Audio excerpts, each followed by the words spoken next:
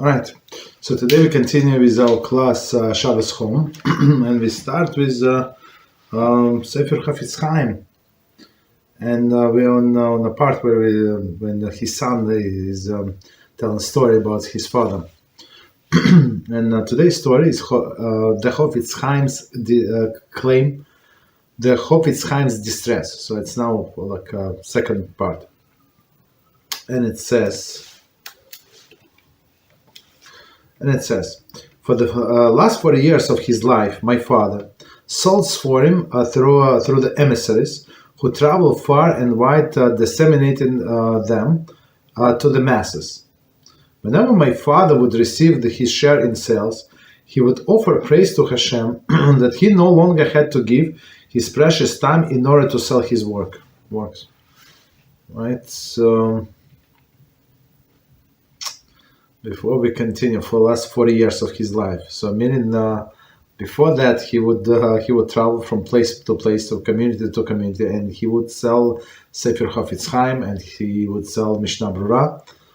Right? It's today is not easy, right? But back then it was very strenuous, and he was very grateful, right, that he can do it through other people. Right? Of course, I mean you would need to pay commission and printing cost, which is huge, and right, some I guess swearing would get ruined, right, in transit, right. So it was not the most profitable thing, to say the least, right. But he was very, very happy that he would not need to travel, and I think that's a lesson to us. If we can just pay somebody do things for us and just sit there and learn Torah, we should do it. Unless there is like other circumstances, like if you pay somebthey, they overcharge you, or you don't know, like honest people who would do it for you.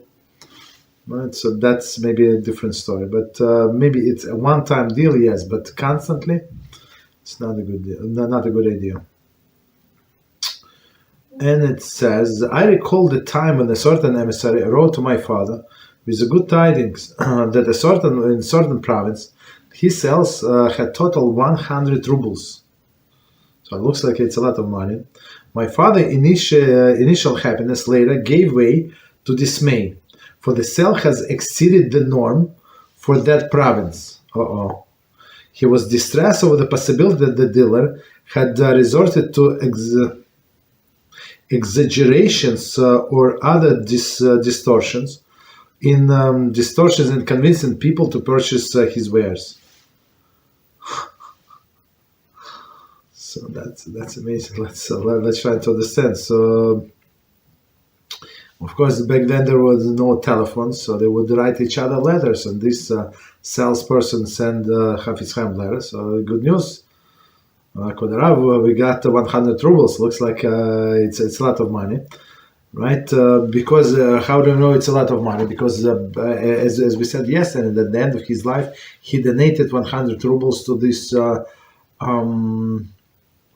public freelance society, right? So which tells us it's like a huge amount of money, because he was trying to compensate all of this possible I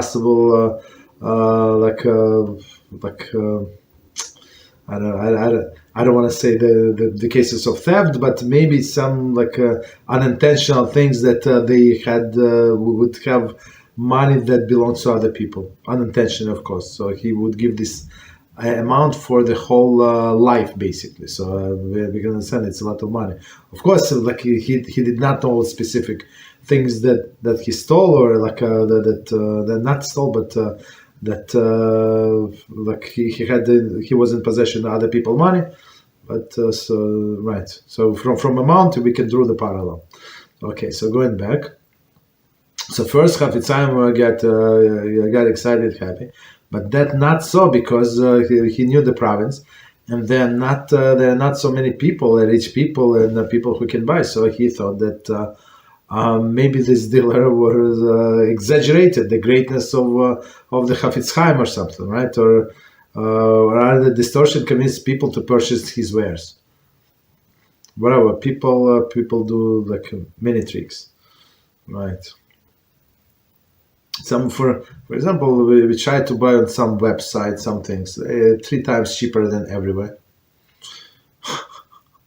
But amazing pictures. But when we received, we had to return almost everything.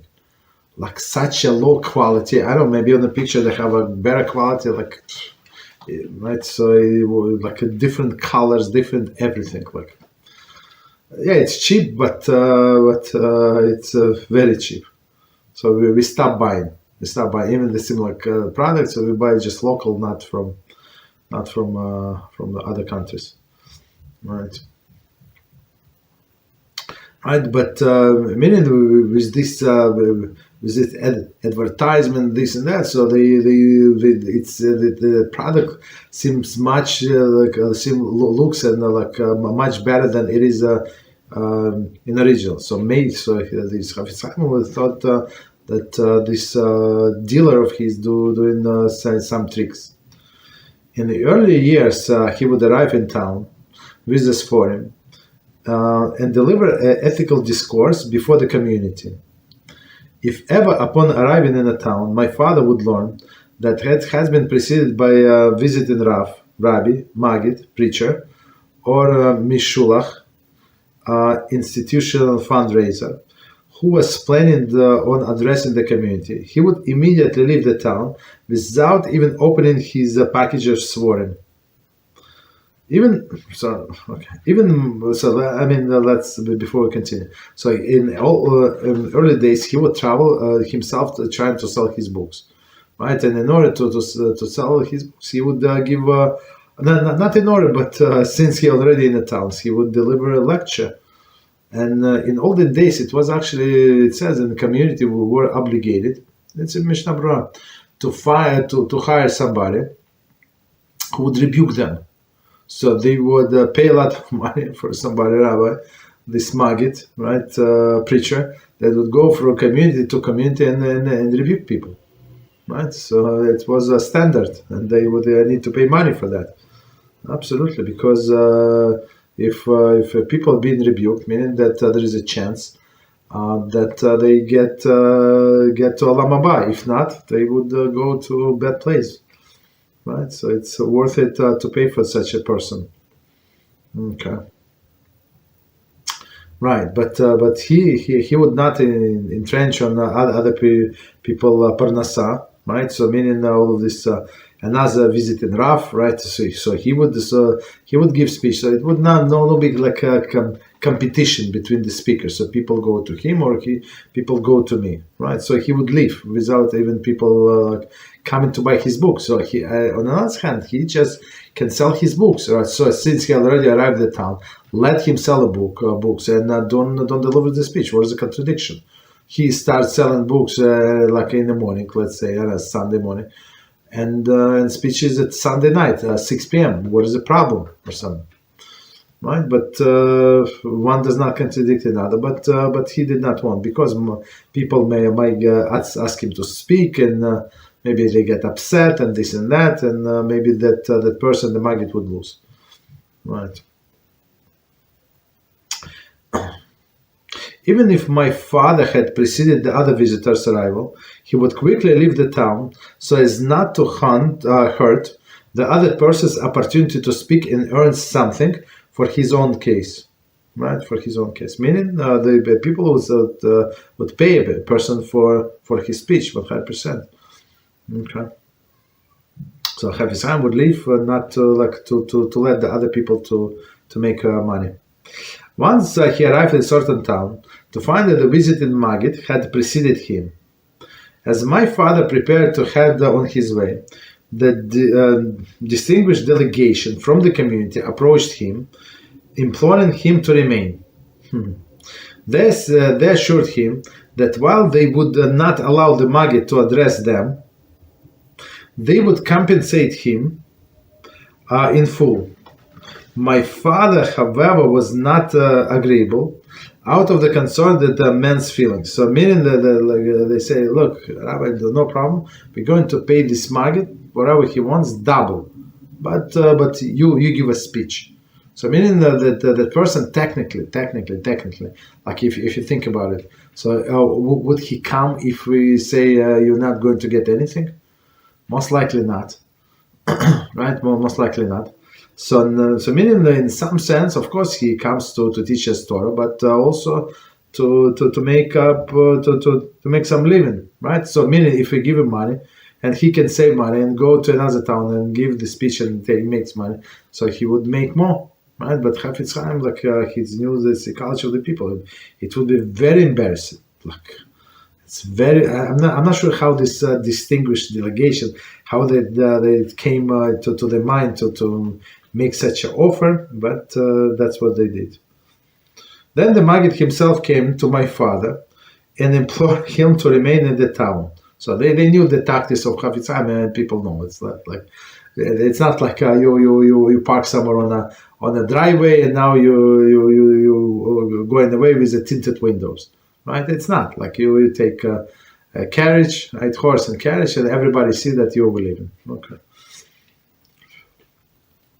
So now Maggid himself came and asked Chofetz Chaim stay in the town.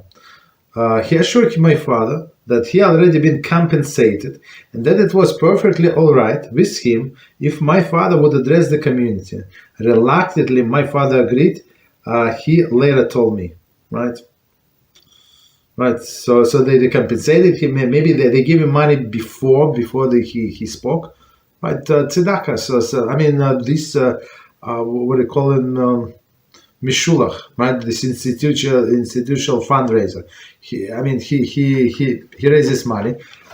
If people just give him money and he could go continue on his journey and come home like maybe a week later, earlier. So he would prefer that.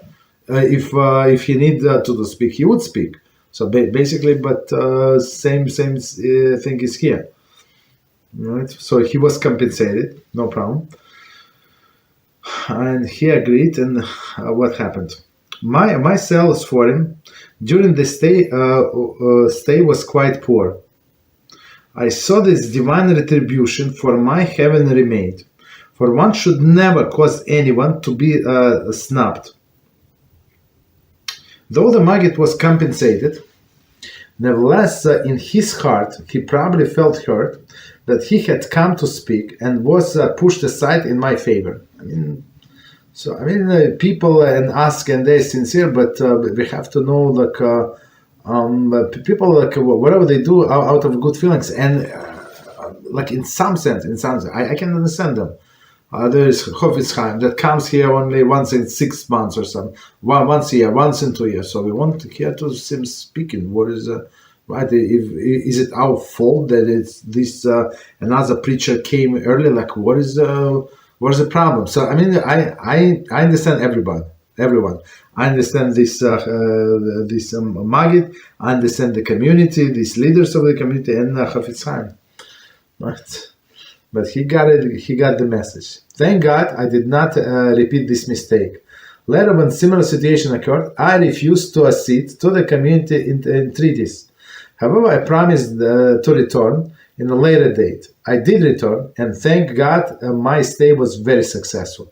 So from these small things, we can learn big lessons, right? So he said, I did not make as much sales. Meaning what? It's not like people not interested. It's not like he did not deliver a very strong speech, right? It was why? Because Hashem is showing him through the sign. I'm not happy. Okay, we'll stop here. All right, so continue. Continue with our class. All right, so we continue with the class, the Shabbos home, where we learn 39 Melachos, and we are on the next Melachah, sewing. It's chapter 6, sewing, to fair. And it says, one of the 39 Avos Melachos to fair, sewing. Sewing was required for construction of the Mishkan, as it was something necessary to mend parts of the curtain that were torn. The Melachah of sewing is defined as united two items, or two parts of one item into one. It is not limited to specific case of using threads to connect strips of cloth, but includes all of the sorts of mending, such as gluing and taping. And it applies to materials of all texture, such as paper, soft plastic, leather, and wood. Our discussion will focus on the act of sewing itself, and then to other forms of mending. Okay, so let's do it again, and we're going to explain so we have a good foundation. Right. Like somebody asked me a question, and this person used to learn with us. Then he decided that he's a big Talmid Chacham and he wants to learn on his own. Okay, well, I'm fine. Let him learn on his own. And he started asking me questions. Something happened, and from his question, I understood that he knows exactly zero about the most important question: why we're here on this world. So that's very scary, right? So I'm contemplating how to answer him, like in order not to offend him, but on the same hand to send him some classes that would put him on the right path if he wants to, of course, right? So in all other things we need to have foundation. That's the goal. If person does not have foundation, all these things, extra details, irrelevant. So again, sewing, one of the 39 Melachos. So in this Mishkan, temporary temporary temple, right? That we had in the desert. We have a lot of curtains made of wool, right? Other things made of other materials, and you would need to fix it. Right, to fix it, like to sew things together, even without fixing, right? To connect two parts together.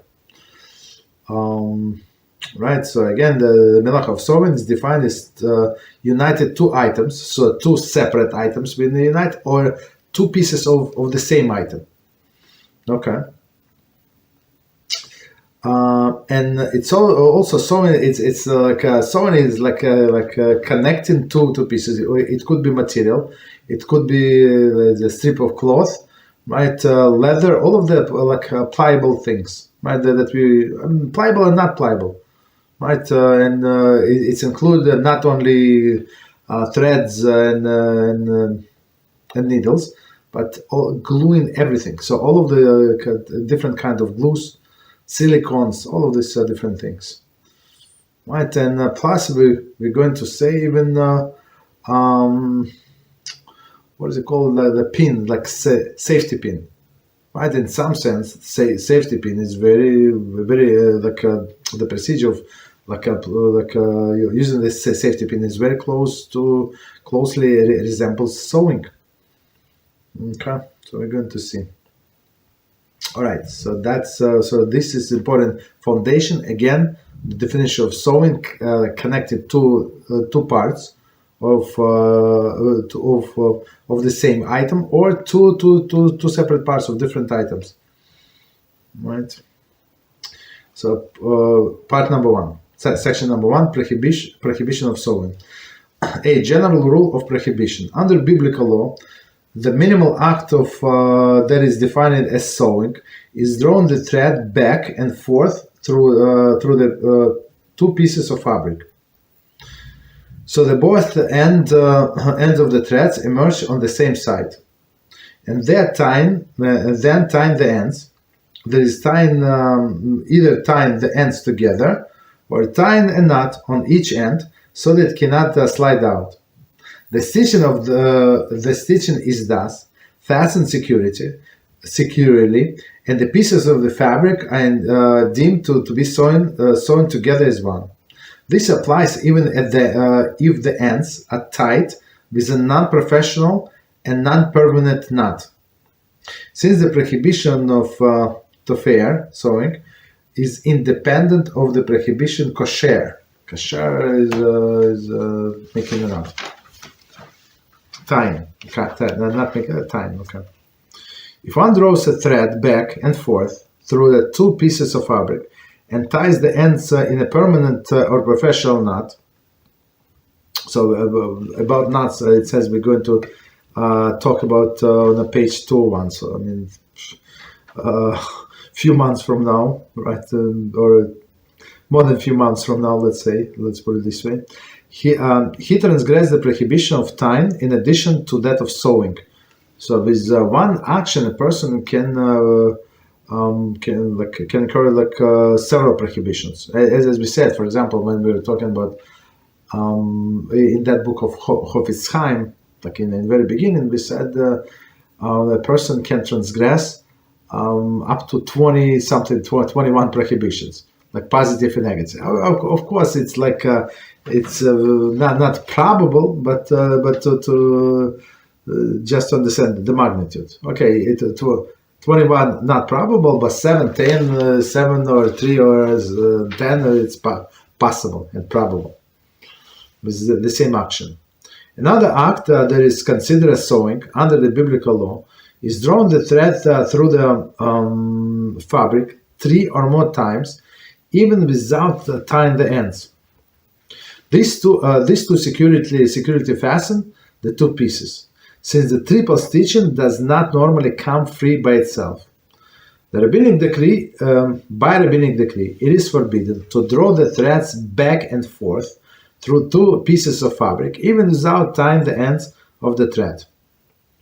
It is permitted, however, to draw the threads through the fabric once and even tie the ends together with a permanent type of knot, see chapter 13, okay? Because the drawing a thread through only once does not constitute sewing at all. Okay, so let's go to the beginning of this section and we try to explain everything that it says here. I mean, the language is very simple, very straightforward, but we need to explain. So again, our topic is general rules of the prohibition of sewing. Under biblical law, the minimal act of that is defined as sewing, drawing the thread back and forth through the two pieces of fabric. So it will be the two different pieces of fabric or the same fabric. So we go with the needle go down and go up. So meaning all both ends of the thread is on the same time, on the same side, be it on top, on the bottom, doesn't matter. Okay, so that's the definition, right? So back and forth, and plus we have to tie them together, like the ends of the thread tied together, so meaning it's not going to go anywhere, or tie two separate knots. Right. The stitch is thus fastened securely, and the pieces of fabric are deemed to be sewn together as one. So that's a classic, right? So I mean, it's this thread is not going anywhere. So if you use, for example, this safety pin, for sure, like if it's closed safety pin, it's not going to go anywhere. If you use some kind of glue, right? Of course, it's glue. There's no going up and down, right? That's it. You put some glue, like press something, like, or even without pressing, just put something on top of glue. It got glued. That's it. Even in one like tiny drop of glue, that's and glued two pieces together. That's a definition. That's violation of this Melachah. Right. So meaning it's not going to be undone by itself. Right. So meaning what if you put some like two pieces of paper one on top of the other? They're not sewn. They're not glued together, so you can take one out. But if you put if people put something like people used to make a glue, from what from the most popular. Right? You take flour, right? Flour, add some water, mix it, and it's best glue. So I remember when I was little, so that's what people do. Like in the winter, we had to like put paper, paper to close all the stitches in the window, between the windows. Otherwise, you it would be very cold. the draft is going to come into the room. Would be very cold, right? So that's of course, like to buy the glue, it would be very expensive. That's what we did, all right? And it sticks very good to the paper and to the wood, very good. Okay.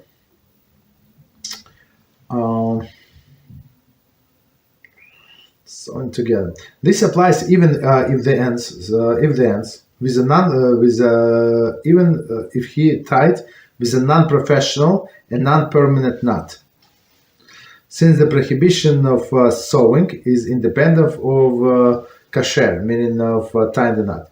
So meaning so if we just go in and out with a thread and leave it like that, it could be undone by itself. But if you secure with a knot, it's not going to be undone by itself. And he said, what kind of knot?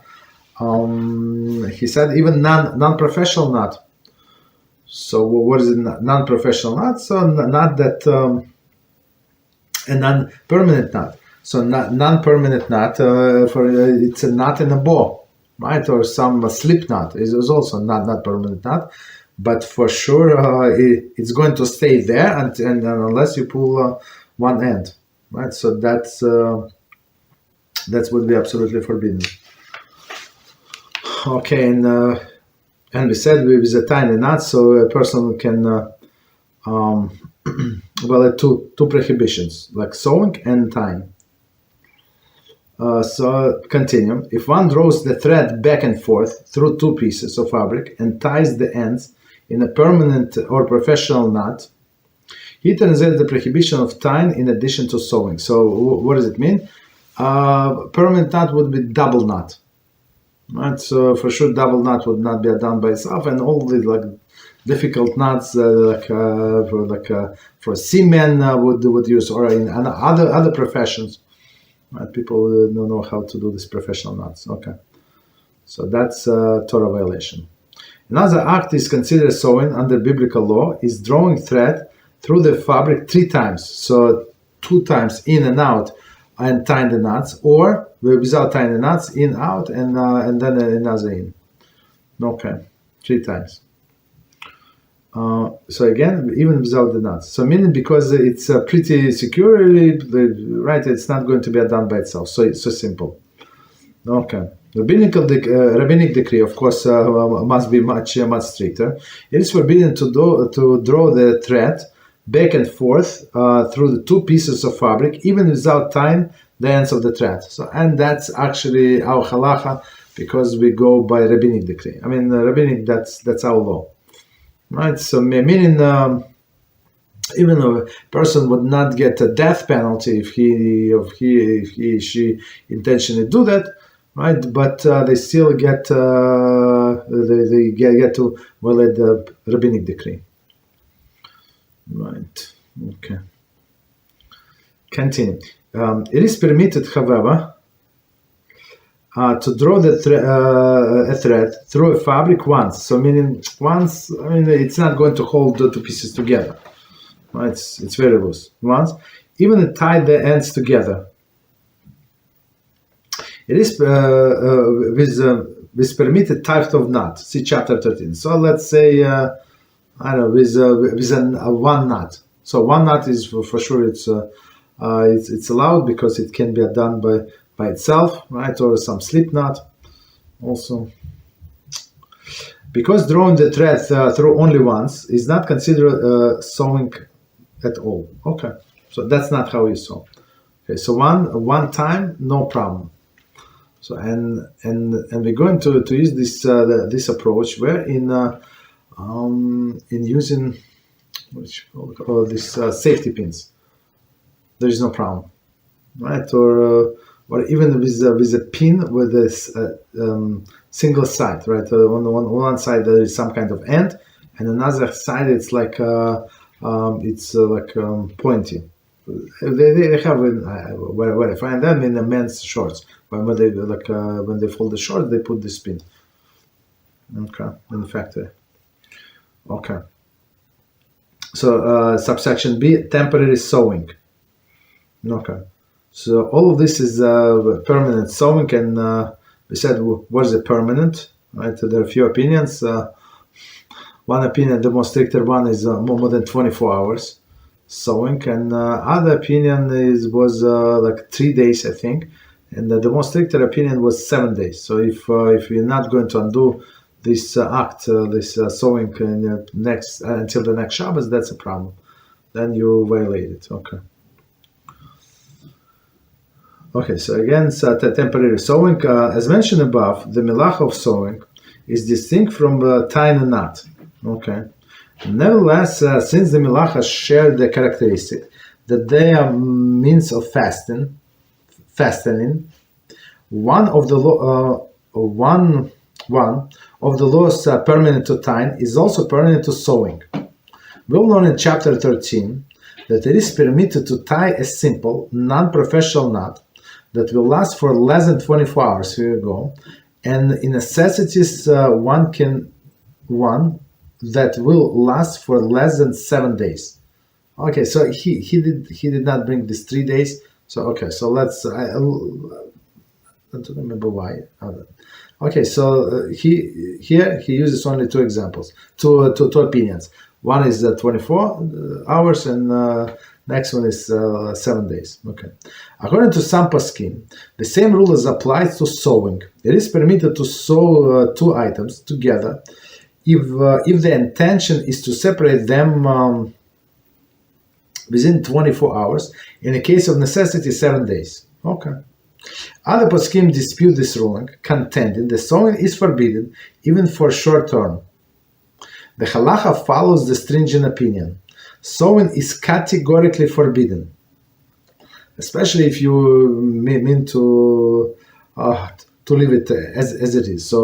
But since there is the lenient opinion, right? So we will see, like in cases of necessity, exceptional cases.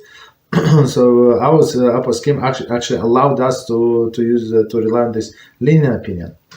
Of course, to do it in a temporary way, and of course, like we would need to do some kind of reminders for ourselves to untie this in a period of 7 days.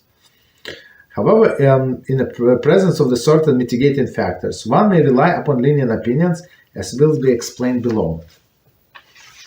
Okay, so let's stop here. Let's go over it again, and we're going to explain. And there is a commentary. As mentioned above, the Melachah of sewing is distinct from the tying a knot. So tying is tying. Tying is not considered as sewing. I mean, right? It's sometimes but there are many similarities. For example, tying, it could be tying on one strand of rope, like in the middle you tie, or tying like two pieces together, like be it like two separate pieces, or same ends of one rope. For example, you tie the shoelaces, right? Or on a single strand. For example, tie, like a men's tie. Depends on the knot. So some knots are permitted on Shabbos, some are not. Okay. So in some sense, this sewing is resembles the tying. Okay, but it's like in some aspects. And there is commentary. Note Hagaon Harav Moshe Feinstein that I'll explain. The distinction is thus: tying is fastened as two items that remain individually identified, even when tied together. Again, tying is fastened two items, like these shoelaces, right?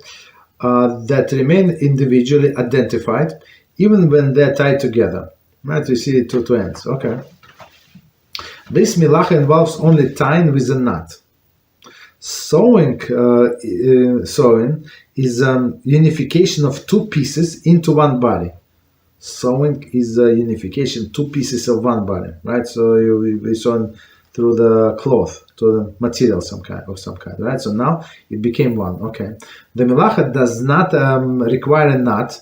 So there, for sure, in a time you require a knot. Here you don't require a knot, but requires identifying identities of individual pieces be submerged. Okay.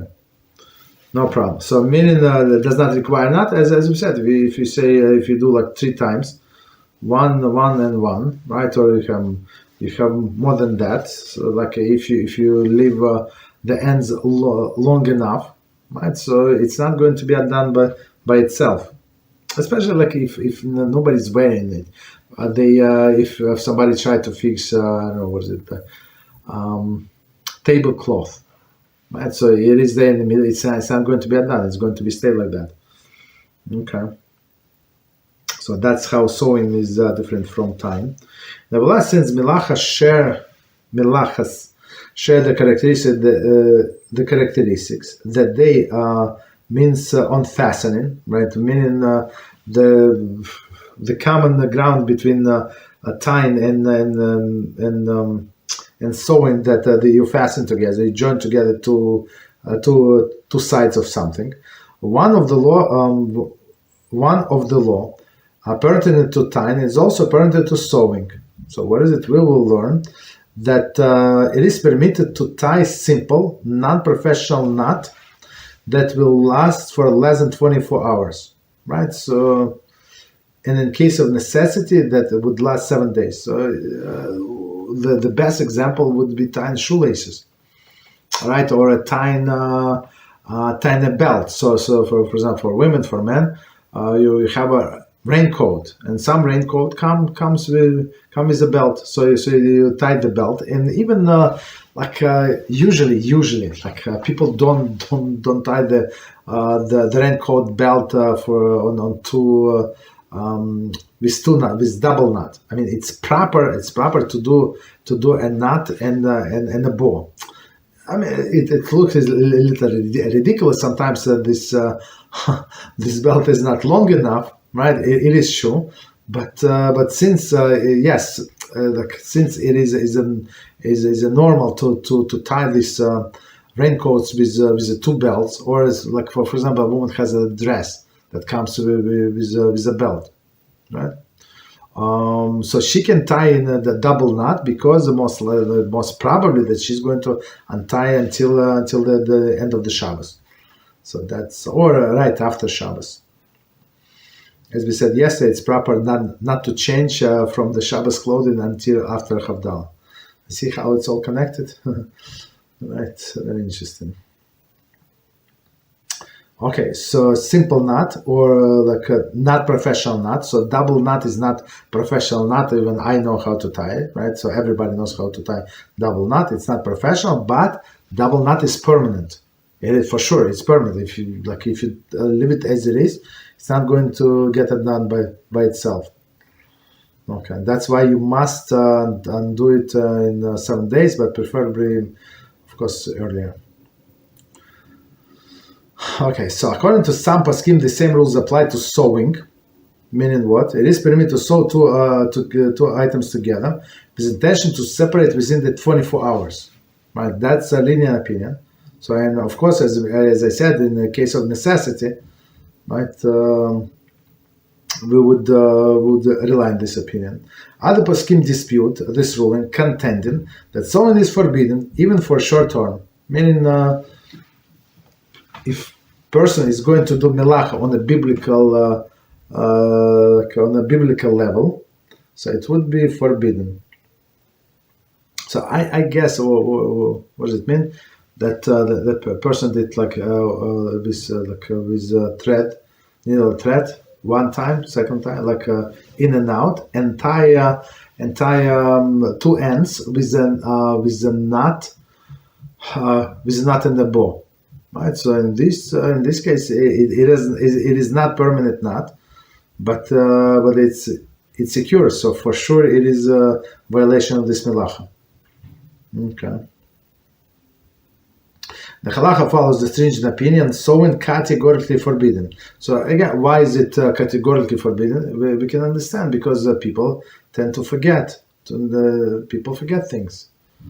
Right. Sometimes, I see, I judge, not the judge, but I see myself. I have some intention to do something, and then I open my phone to set up reminder, tonight, for tomorrow, something, right? And then I see this message, that message, this pop up, this, and then guess what? Like I forget. It happened to me 3 times already.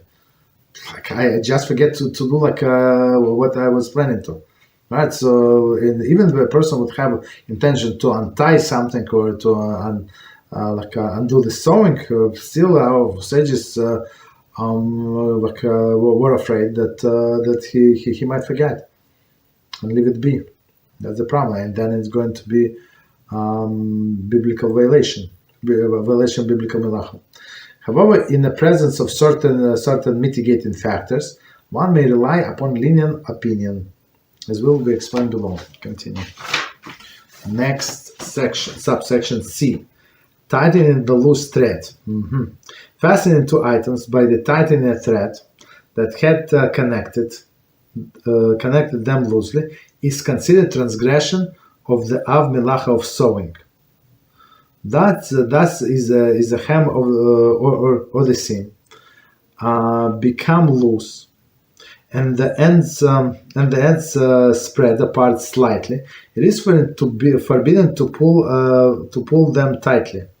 It is similar forbidden to secure a loose button. So that's the best example. I mean, all of the examples is good, but that's the most practical, I think. Right, to loose button by tying the thread. So we're going to see the commentary. So continue. Shulchan Aruch or Chaim 347 cites an interesting application of this rule. It was common in the early days for people to tighten their sleeves by pulling the strap that was threaded through it. So it's actually in the video that I sent, this musical video, if you see how the boys are playing, like outside, and see their white shorts, that's what they have. They have these threads. I mean, yeah, it's in Shulchan Aruch time. I'm not sure when they developed this modern sleeves. I'm not sure, but for many years, we have this type. Right, so if you want like short sleeve, that's what you do. You use this thread. Okay. Shulchan Aruch rules that it is forbidden unless the holes through which the strap is threaded are spacious and the stitches around the edges, like the buttonholes, right? Like the buttonholes. Okay, we're going to explain all this. When the holes are tight and unstitched, the tightening the strap is tantamount to sewing the ends of the sleeves together. By contrast, when the holes are spacious and stitched, tightening the straps is not similar to sewing, but is more like the buttoning the ends of the sleeves to each other. Nevertheless, the poskim state that it is permitted to tighten such sleeves only if one's intend to loosen them later when he or she removes the garment. It is prohibited to tighten the straps part way on Shabbos. If one's intend to leave it in the position in that position permanently, and to always slide the hand in and out of the particular tightened sleeve. That's same with shoes.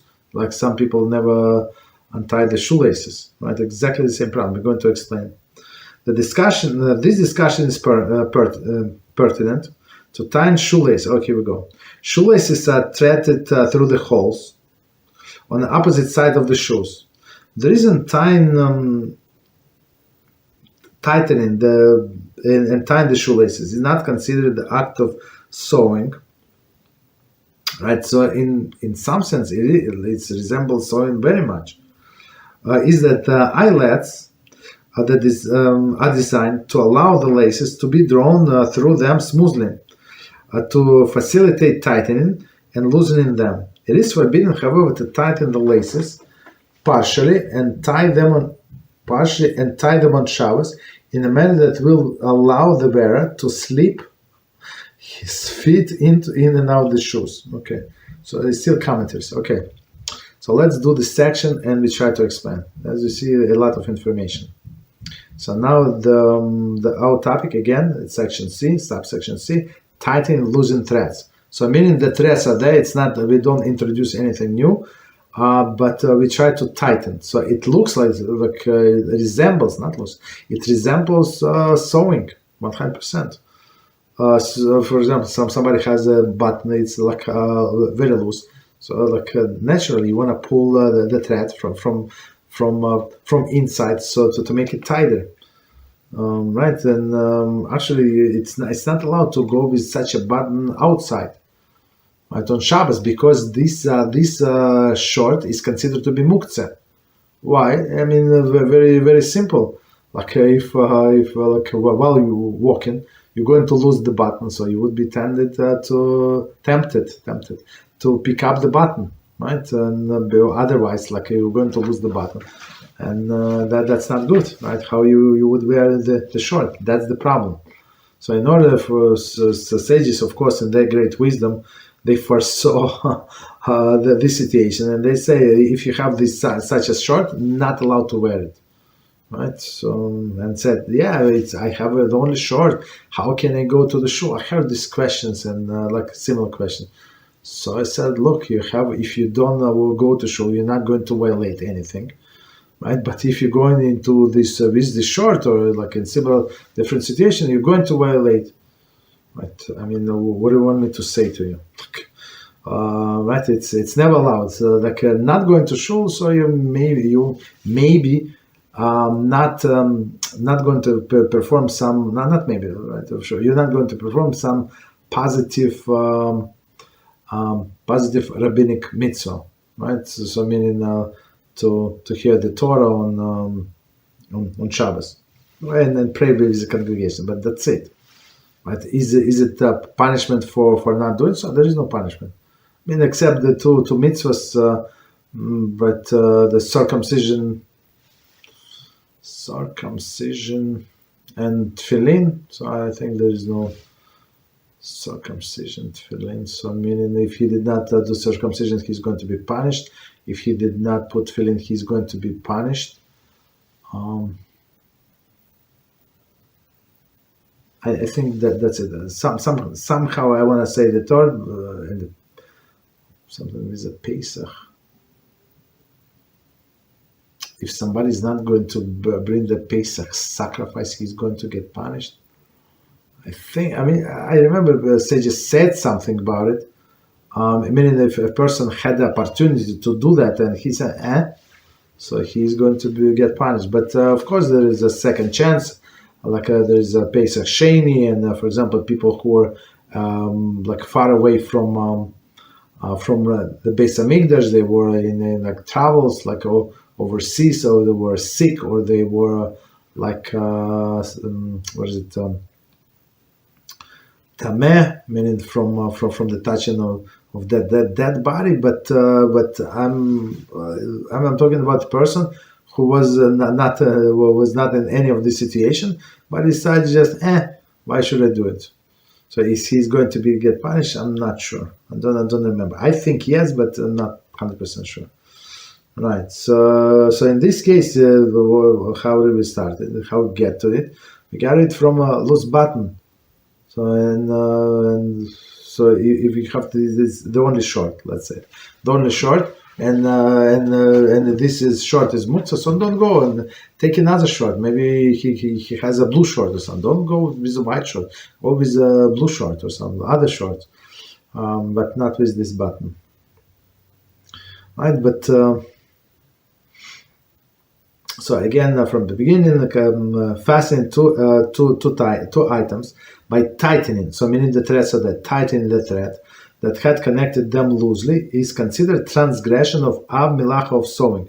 So it's not just some talada. I mean, I don't want to put down talada. Talada is like you have a tree, right? You have branches. So branches is like Melachos, right? And talada is like branches from this main branch. Is it part of the tree? 100%. Right, but they say tightening the threads, meaning tightening the threads were already there, is actually the transgression of Melachah. That Av is father, like main Melachah. Thus, if a hem or a seam became loose and the ends spread apart slightly, right, it is forbidden to pull the threads tightly. So absolutely, just leave it be. Just pretend nothing is going on. It is similarly forbidden to secure a loose button by tightening the thread. Okay. So it says see page 119. So okay. For discussion wearing the garment while with a loose button outdoors, right? So as you said, it is for sure it's a practical issue. This could be a muktzah. Okay, the Shulchan Aruch Chaim 347 cites an interesting application of this rule.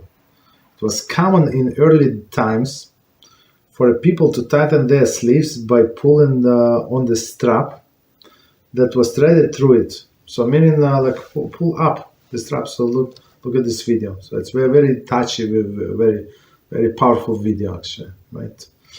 And today what do they have today? Like similar technology, but much simpler.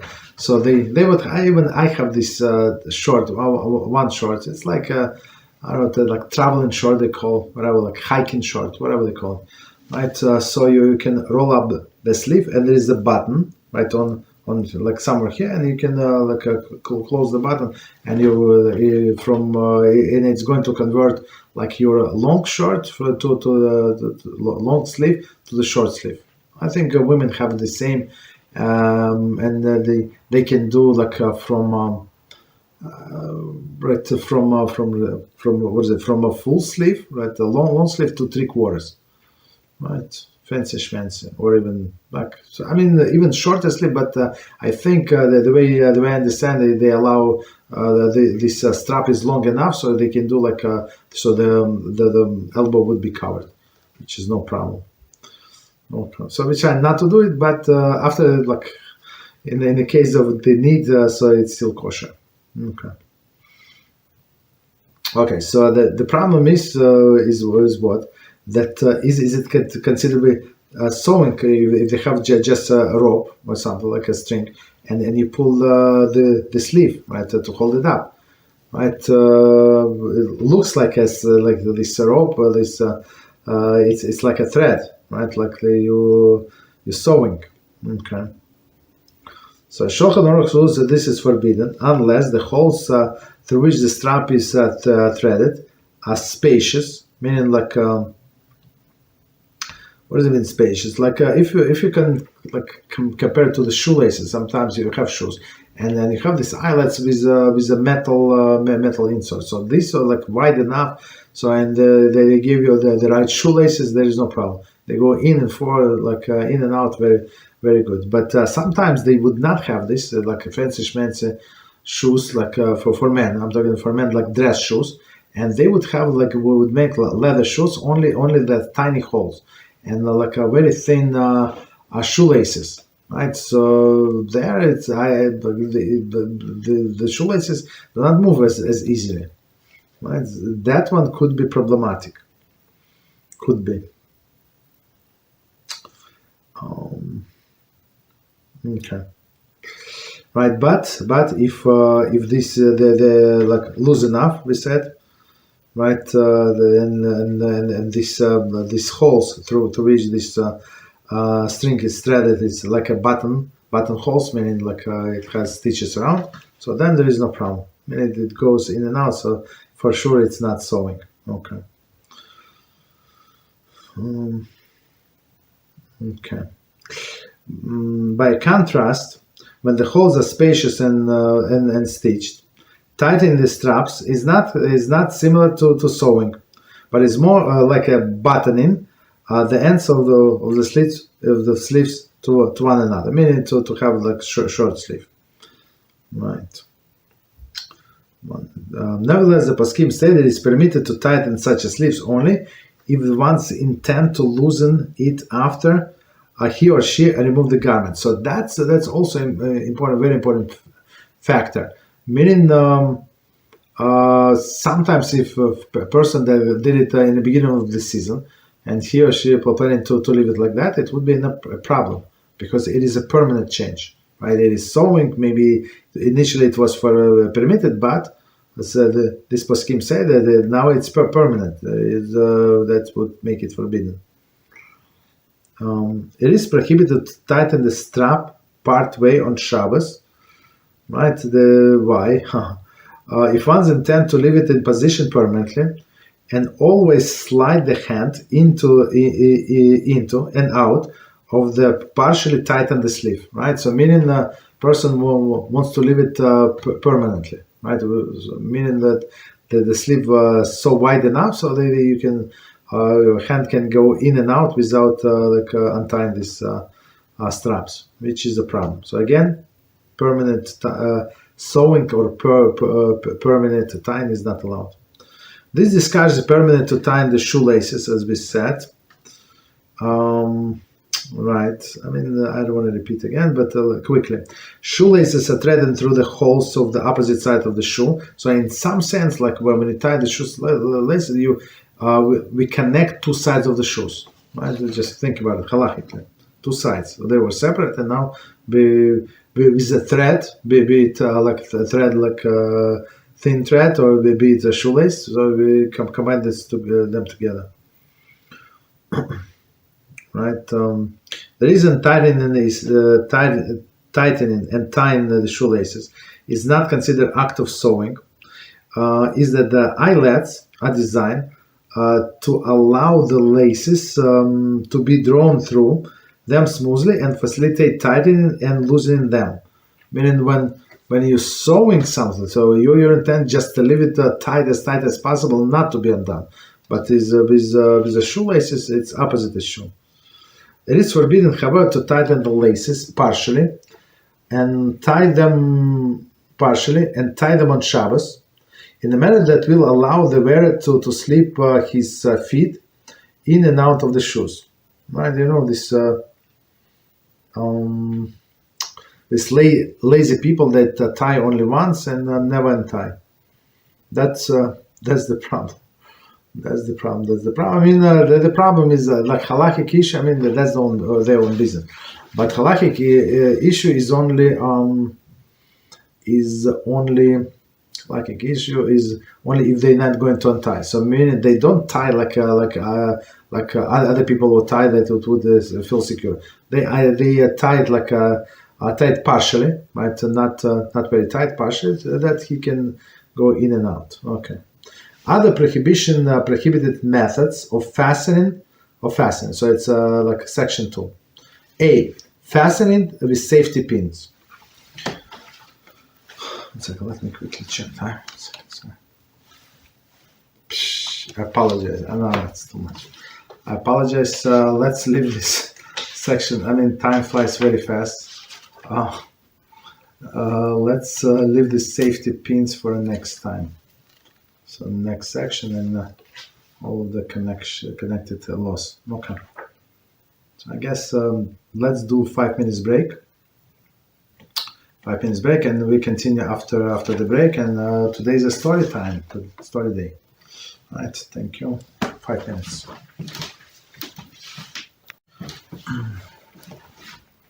So we continue learning laws of Yichud. Somebody actually asked me very practical question about this halachas. Very interesting. Right. So we're on section chapter 3, section C, subsection C, subsection C3, and part number 2. And it says,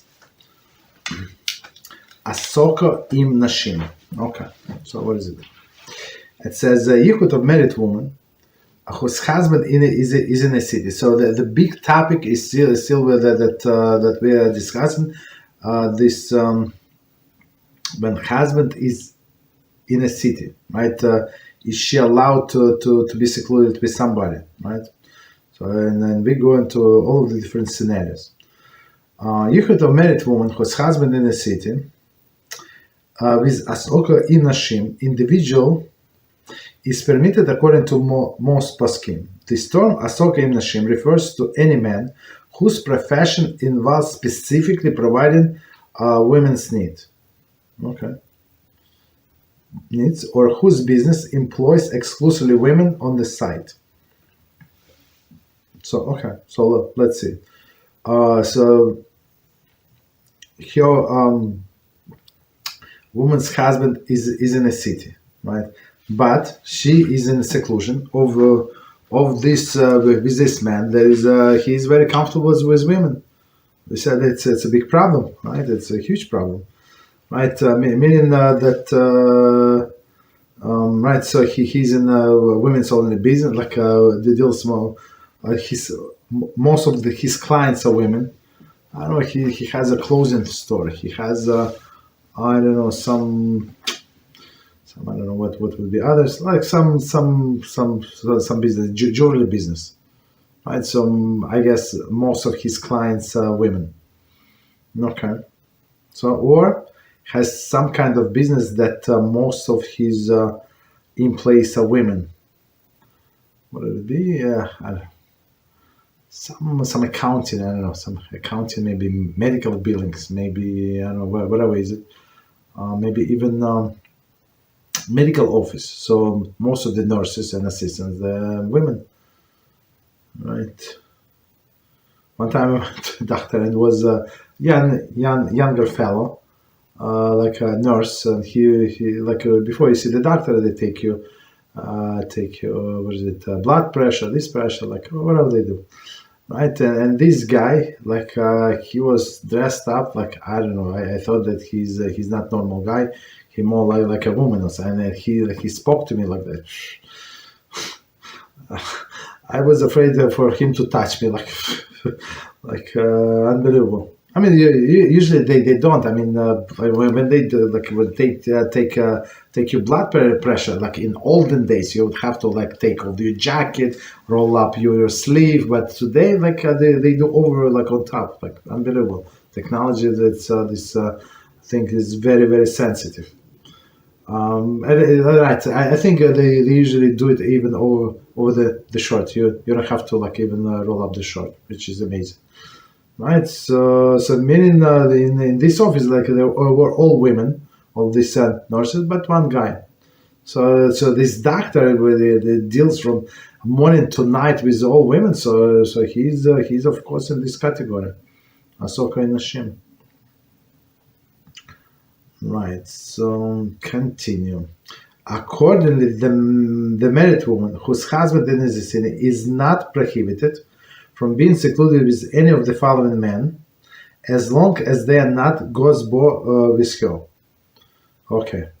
So on one hand, we're learning about this asoko in nashim, and the person who deals mainly with women, right? And now we're saying that accordingly, the married woman whose husband is in a city is not prohibited from being secluded in any of the following men. So we're going to examples, as long as they are not gosbo with her. So gosbo, we said that like a closer, very friendly relationships.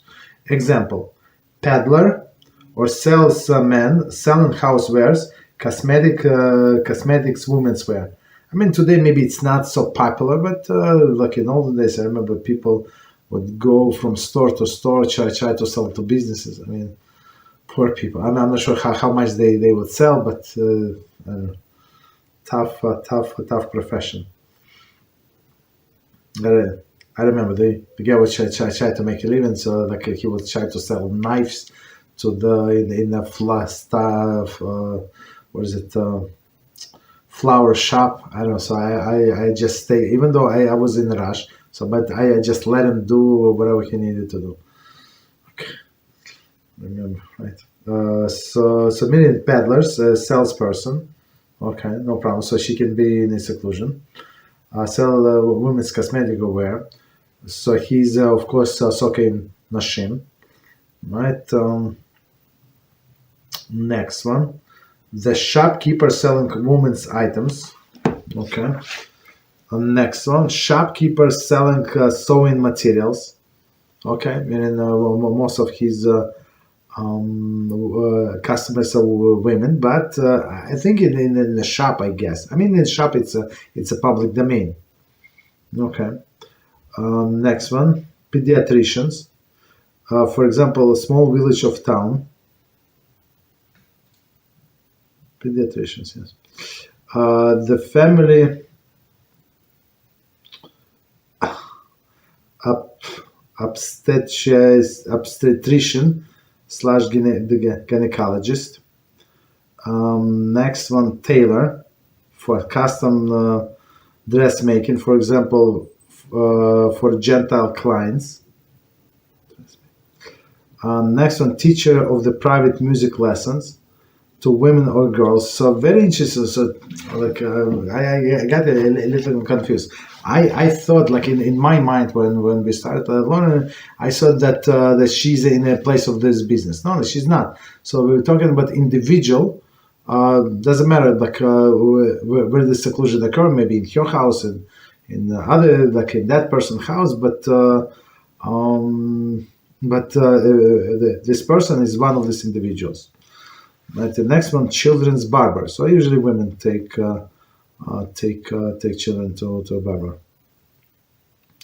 Note, for the further details of elaboration on the previous example, see chapter 4. So it's next chapter. Okay, no problem. Continue. Why Baloch Bir permits Yichud with asoko in nashim, right? So why the fact that husband is in town would allow seclusion with these people? So let me quickly to read this list of these categories. Peddler or salesman selling houseware, cosmetics, women's wear. Okay. Shopkeeper selling women's item. Shopkeeper selling sewing material. Pediatricians, right, in a small village of town, for example, in a small pediatrician. Family gynecologist, obstetrician or gynecologist. Tailor, teacher of the private music lessons to women or girls. Children's barber. Okay. And it says, why Baloch Bir, meaning the fact that husband is in the town, permits Yichud with asoko in nashim, meaning these people that deal mostly with women.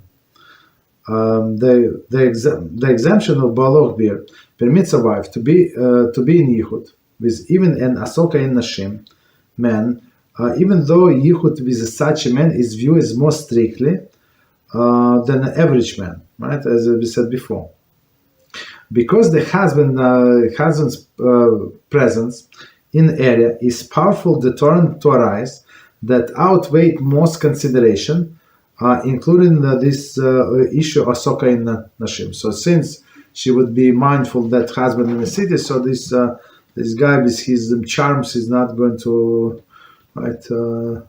Not going to incur any damage. Okay. Chazal determined that a woman's natural anxiety over the possibility that her husband's sudden entry would not be distracted or diminished when present with asoko in nashim type man. The ordinary Baloch Bir in inhibition, and therefore protective even in this case. Okay, so meaning, so she would be what was it, in a state of anxiety that there is still possibility that her husband might come in. So she said, look, I'm going to go shopping, I'm going to go to this store and that. So basically he knows where is she. Okay, continue. However, if she has her own personal business relationship with that man, right, to the extent that the close relationship and a rapport exists between them, she may not permit herself to be in Yichud with him. So he's in a business that most of his clients are women, and plus they're in some close relationship that's very friendly. So that's the problem. Such relationship would then be classified as gosbo, which, unlike this case of asoko in nashim, not permitted. Why? Because they're in good. It's the way I see it. That's my personal explanation. That because the relationships here are mutual.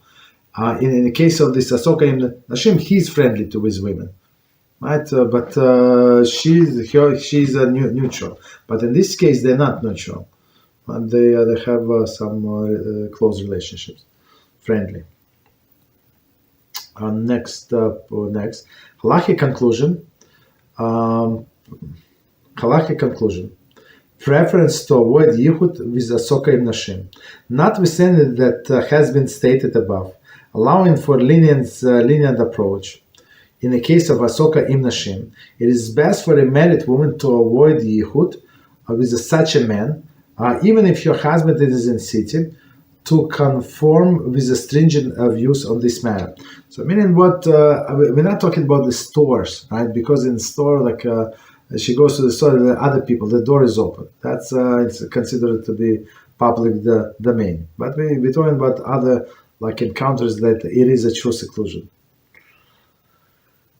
Example: a woman cosmetologist should not train or work in a studio of male beautician, manicurist, or the hairstylist, etc. So again, a woman cosmetologist should not train or work in a studio of the male beautician, manicurist, or hairstylist, etc. After hours. So during the business hours, I guess there is no problem because people come in and out. But after hours, even if your husband in a town and knows she's there. And even if the receptionist or other female beautician is also present. So as we said, the two women are still a problem. She's halachically forbidden to do so if the man in the man's private home, if she's alone or unmarried. Not, in his home, this beautician. Not if the training entails a series of lessons over the protracted time, as God's body relationship likely to develop. The Yichud would then be categorically forbidden, even if your husband is in the town. Right? So right. Well, that's the problem. That's the problem for a woman to go to this business. If she can arrange to be to be training women only shop, there is no problem. Okay, so beauticians. Okay. No problem. So we stop here. Let's learn. So we continue with our book Varev now.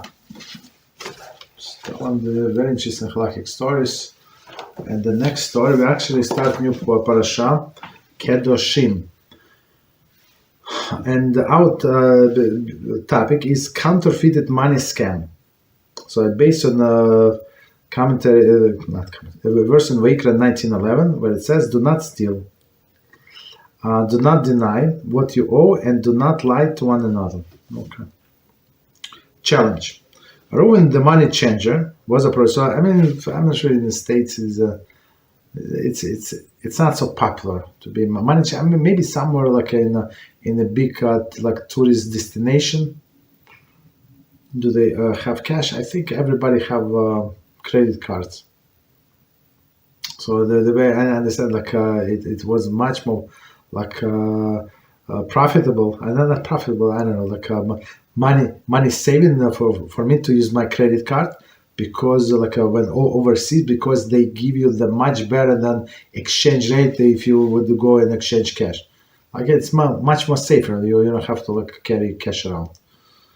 But in Israel you have this money changer in Yerushalayim everywhere. That's good business.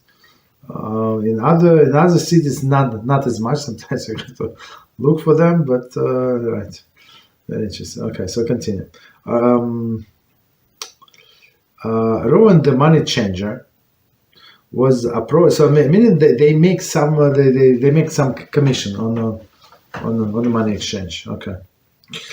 Reuben, the money changer, was approached with a shady but seductive proposal to buy counterfeit money that looked perfectly real. He was offered $90,000 of counterfeit money in exchange for $30,000 of real money. Right? Good deal. Right? By what is it? 90,000 for 30,000. The counterfeiter explained that it was dangerous to distribute all the counterfeit bills from one location, so instead they were going across the country, exchanging little by little for real bills. Okay. The counterfeiters showed him the case filled with money they had printed and suggested that he pulls from it three bills like at random and expect them as best as he could. He did so and was amazed to see that they were perfectly duplicated all anti-counterfeited measures, to the point where the bills were absolutely indistinguishable as fake. Right? So again, the story, he was the guy was tested, right, to buy counterfeit money. In some countries, you get like life sentence. I'm not sure how much you get in US. I'm not sure, right? But sure, it's a lot because it's like brings a lot of damage to the economy, like all this counterfeit money, and that was when. I think during the wars, Second World War, like that's what they did. Germans tried to flood. They would counterfeit money, right? So in all the country they were a little stubborn, right? And so to kill the economy. You understand? So that's serious business. Okay, so they offer him, they give a case of money. Pull any three bills, whatever you want, from bottom, from top, from whatever you want, and then check for yourself. So he checked, amazing. Roman honestly struggled against his greed for a few seconds, and then collapsed. This is chance of a lifetime, he thought to himself. He told them that he would meet them to make the exchange next week. In the meantime, he liquidated all his investments, borrowed money from all his friends and relatives, and finally raised $60,000, with which to buy $180,000 of counterfeit money. So, the opportunity of the lifetime, right? The next week, they returned with their counterfeit money. Once again, Reuben chose a few bills at random from the case and checked them for appearance. It was again convinced that they looked perfectly real. He counted $60,000 of the real money and for them, and they counted out $180,000 of their money in return. Then they shook hands and parted their ways. Okay, so these people, the criminals, but they did exactly this promise. He gave them 60, they gave him 180. Roman took two attaché cases containing the newfound wealth in his hand, and suddenly his nerves were jolted when he heard the shout, "Police, right here! Stop right there!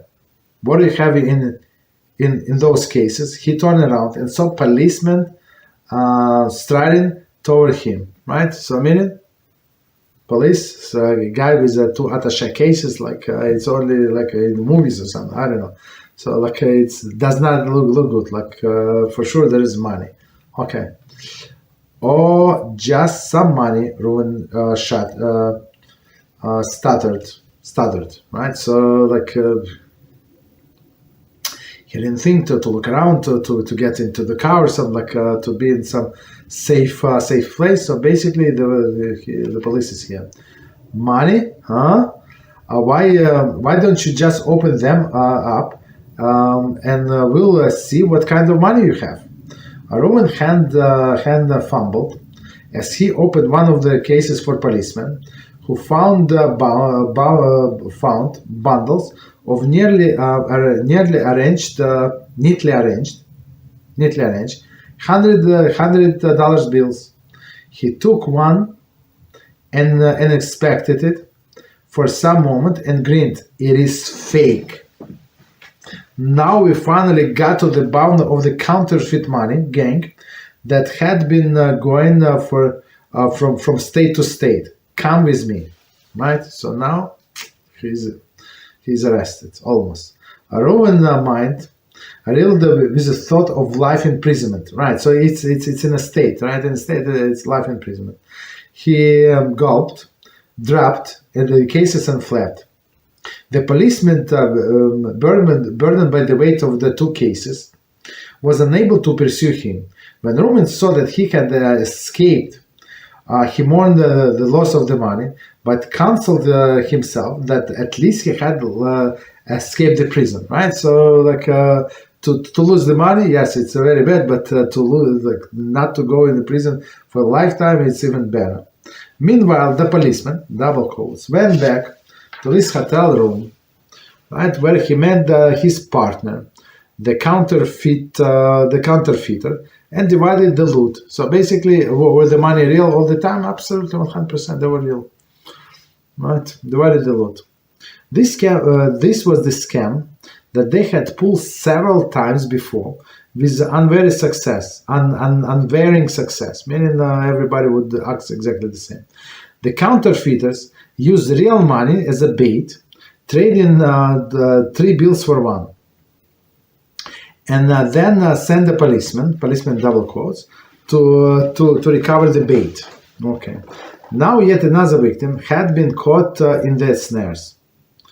The real police, who were the real police who were into their scheme, finally managed to apprehend. The real police who were into their scheme finally managed to apprehend them and recover stolen money. The question now arose of what to do with the cases of money. Rowan's 60,000 on one hand and their 180,000 on another. All of it's real money. Rowan claimed that he had deserved 180,000. You know how the crazy people think?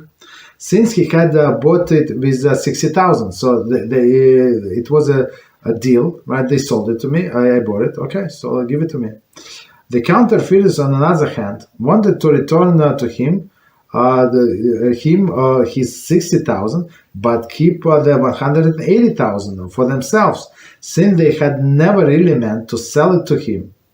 They had only meant to use it as a bait with which to rob him of his 60,000. So he is a very interesting case, right? Very interesting, very unusual case of business dealing. So the story is very interesting, but the bottom line. So they did not intend to sell to him 180,000, for sure not, right? Not. But when he gave them 60,000, he was for sure he was expected to get 180, right? Should they give them 180 as they agreed, or they should not give him only 60, whatever he gave them, because they never intended to give them 180. That's the question. Who is right? It would seem that the counterfeiters are right in this case, since it is perfectly obvious that no one would trade the $3 of real money for one. They claim that had never really meant the deal to go through is substantial by the fact that no one else in this situation would do so either. So meaning it's not like far-fetched case, or someone said, no, I did not mean to, but nobody in this situation would offer to pay somebody 3 to 1. Like for what? Okay. So when they say that, it makes sense. Therefore, they can go back to their deal, reclaim their 180,000, and leave Reuben with 60,000 that he had handed them. Okay, so that's the thing. Continue. We could not say that the counterfeiters deserve to lose 180,000 as a punishment for their dishonesty, since Reuben also deserved to be punished for going along with their plan to distribute counterfeited money. So meaning to say, yeah, they're thieves, they do dupe him, right? In some sense, it is true, but another hand, he's as much criminal as them, right? They are like a wholesale, and he's retail. He would distribute this money to other people. They're both equally guilty of this in this sense, meaning they're crooks. Therefore, we must ignore the aspect of the guilt and punishment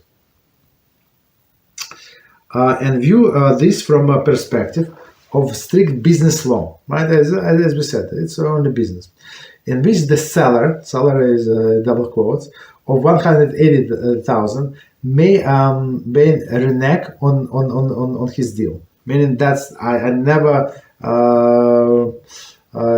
meant to sell to him. This leads to another interesting question regarding money changers. And this story we're going to leave for the next time. Let's ask Hashem. Okay. So meaning it's business. What person intent on what people usually do in this locale, right? Because many laws, if people don't talk them out, or like all these conditions, we go by the local custom. Whatever local custom is, it is a law. Unless, of course, you can go like create your own conditions, but they must be written down in a document or be like stated in front of the witnesses, right? Okay, so we stop here. So let me see. Questions. So let's see. All right. So let's start from the first question. Rabbi, I wonder if traditional psychotherapy is kosher. If so, is a waste. If so, is it a waste of time, or it is productive? So this traditional psychotherapy is absolutely not kosher, absolutely forbidden. Of course, there is religious Jews, but they would counsel people or do this therapy session like in a kosher way, Torah-oriented way, and many of them would not accept the non-Jews, or explain to them that we're going to we're not traditional according to the society standards. We're going from the Torah perspective. And I'm not sure if I said it before, but I once was a witness, and I was shocked.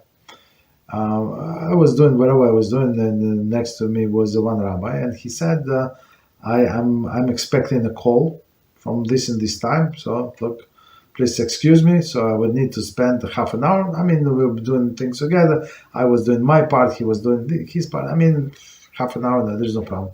I mean, he can listen and counsel, and still we can do the things together, whatever we were doing.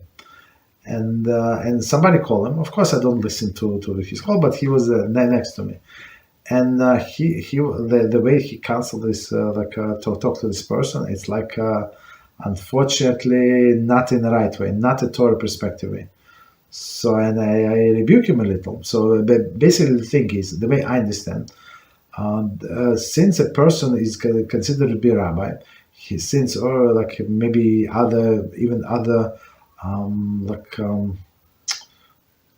religious figures, so they can get some kind of license.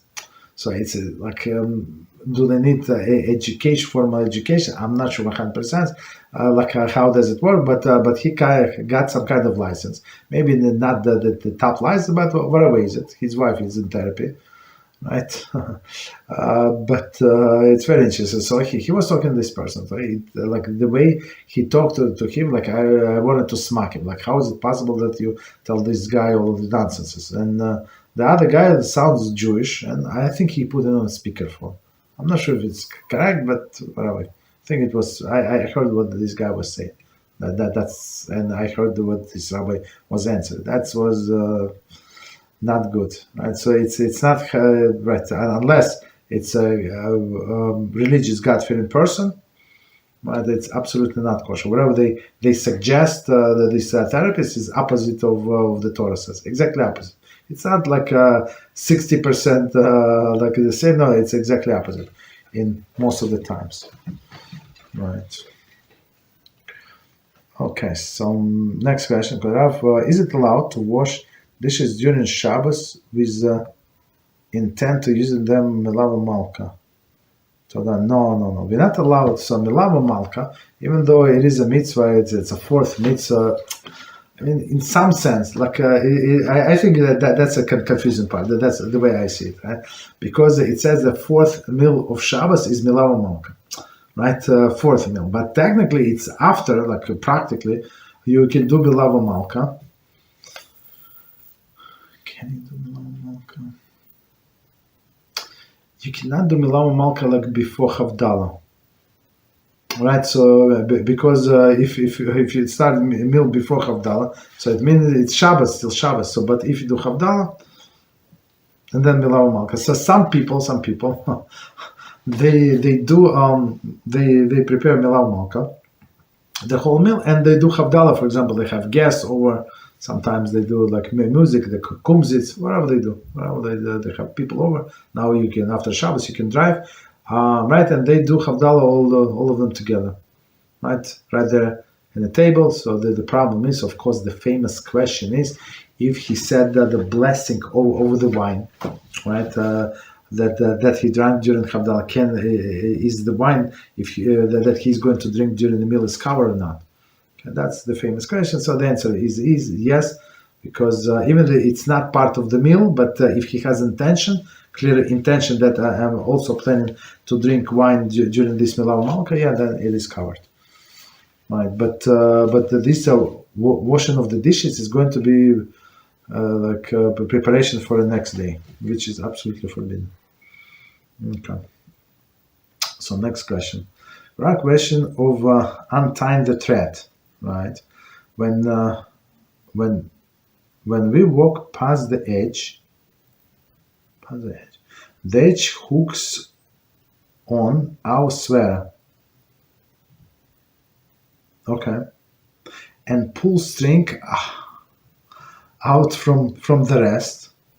Are we allowed to fix the string by stretching the rest of the sweater and pull the string back? So I know exactly what. I mean, very descriptive question. Again, when we walk past the edge, right? So it sounds like the edge hooks on our sweater and pulls the string from the rest. So basically, you like it pulls the string here. So basically, if you do like stretching like here around. So it would pull back. So I would say like tightening.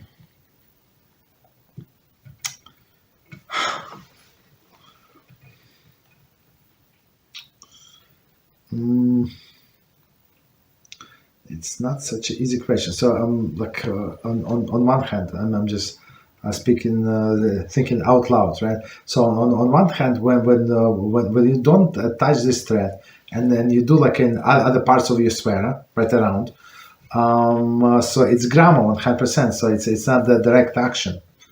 So it could be permitted, but I'm not 100% sure. I never saw this case in a book, so I never heard from anyone. So let's put it on site. So I would say that to be on the safe side, just leave it be. But But I think we would discuss something like that in a book that I was planning to learn maybe after that one, after we finish this Shabbos home.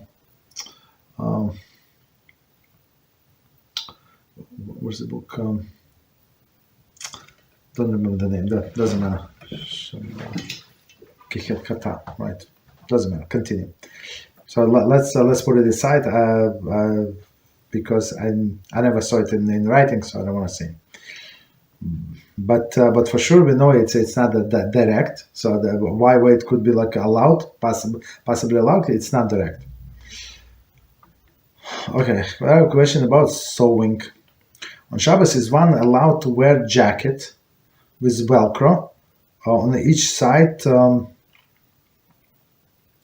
of the jacket and will stick together once this zipper is zipped up? Yes, yeah. So Velcro is not a problem because it was designed to be closed and to be open. And same with the zipper. So if you think about it, like if you have a complete zipper, like you have a jacket, complete zipper. So in some sense, you connect two parts of your jacket, and you tie them together, and unless you unzip, it's going to stay like that. So one simple explanation is it's not permanent. You're going to unzip it, and second, it's normal way of doing things, right? It's not. It was designed like that. So, but when we're sewing something, it was not designed like that to sew. Right, and same as Velcro, there is no problem. Right.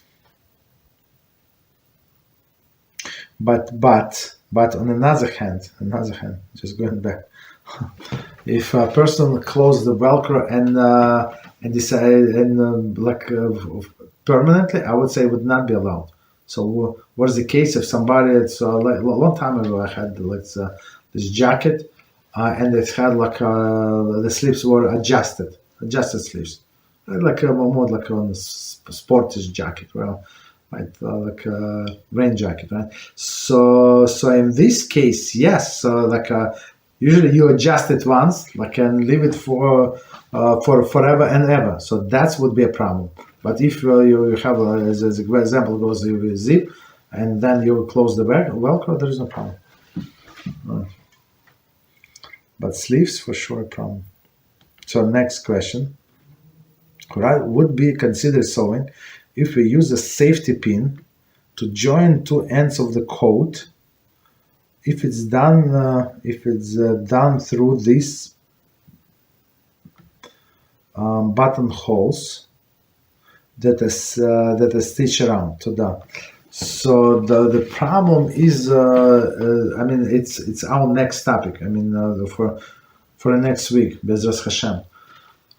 I see the problem with a safety pin is as on one hand, how this safety pin is different. So it goes in once, right, and then you close. So this closure is permanent. Unless you unclose and undo the safety pin, it's going to stay like this forever, right? And but we actually say the same is with the thread. So if you have two pieces of material and you sticks the thread through pieces and tie the knots. So they say it's not considered sewing. So meaning if you need, in case of the need, you have let's say I'm not sure how you have eyelets buttonholes from two sides, but let's say you do for whatever reason, right? They say you do. So yeah, even without buttonholes, even two sides of a jacket, for example, so some got ripped, yeah, so you can do the safety pin once. Of course, it's very, very recommended to have some kind of reminder, so undo it until the end of the Shabbos. So do so very interesting. But the safety pins is very, very practical. So we're going to discuss them in details next time, Beezrat Hashem. So next question. Our question about Yichud. Okay. If a co-worker, I wonder if asoko im nashim. So this person whose business is with his customer is women, also who particularly good looking, would there be most it jumped from the beginning.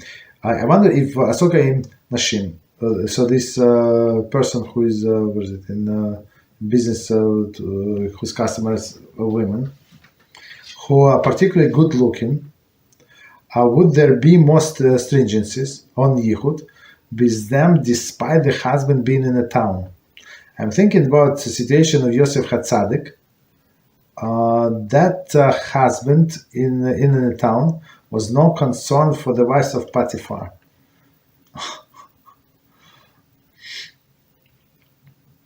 Very good question. Okay, so let's do from the beginning. So again, I wonder if asoko in nashim who particularly good looking.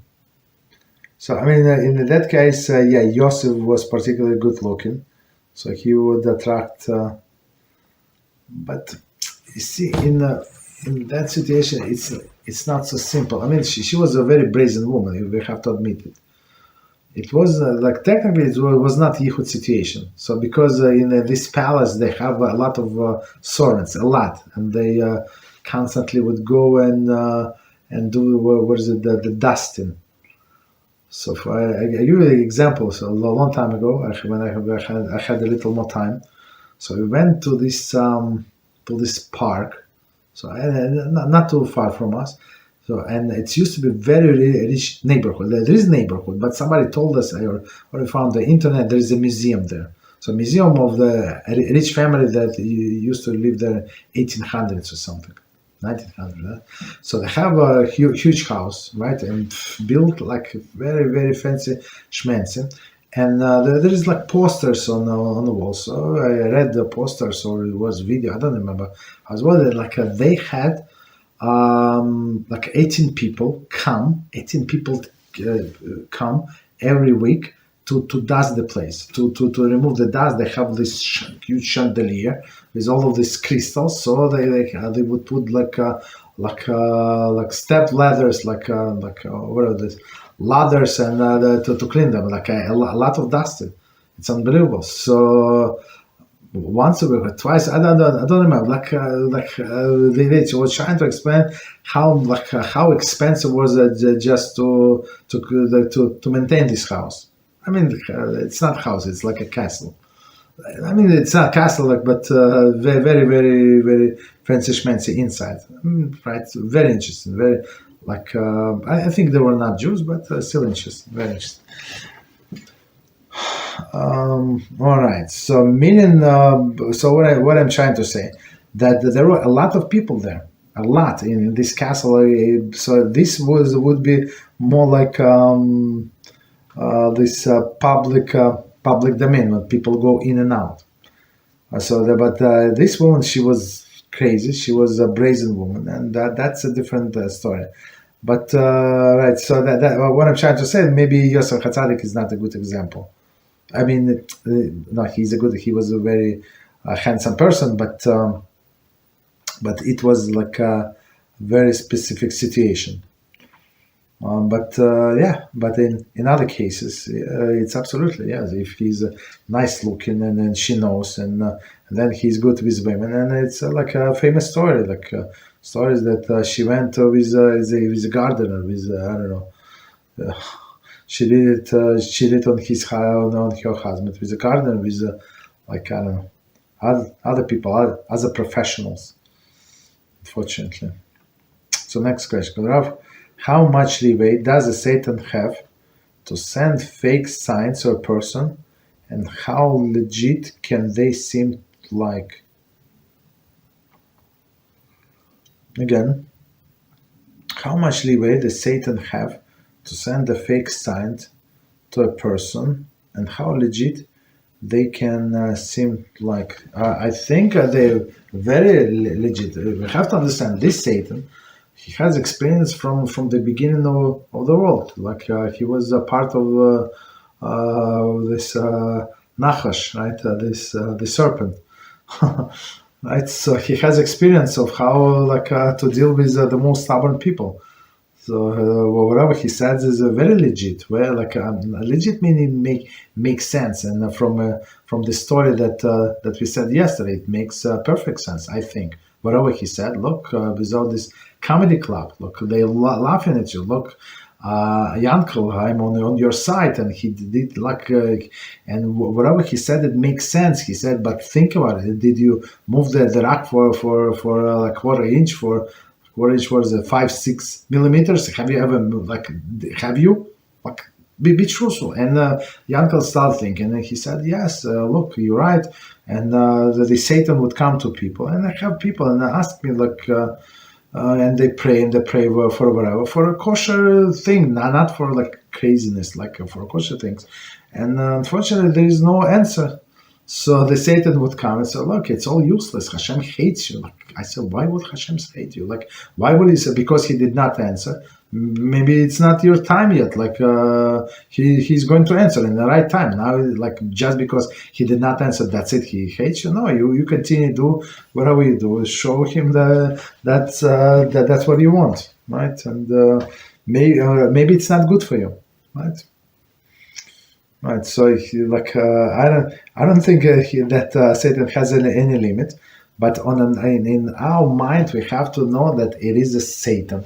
I do everything correctly, right? That book said, that Rabbi said, I do everything correctly. So and it's only my hara, who wants me to give up. This person told me, look, I have to go to the work far away. Okay, I understand. I also commuted for many years, 20 years. I took 3 trains, and one place it was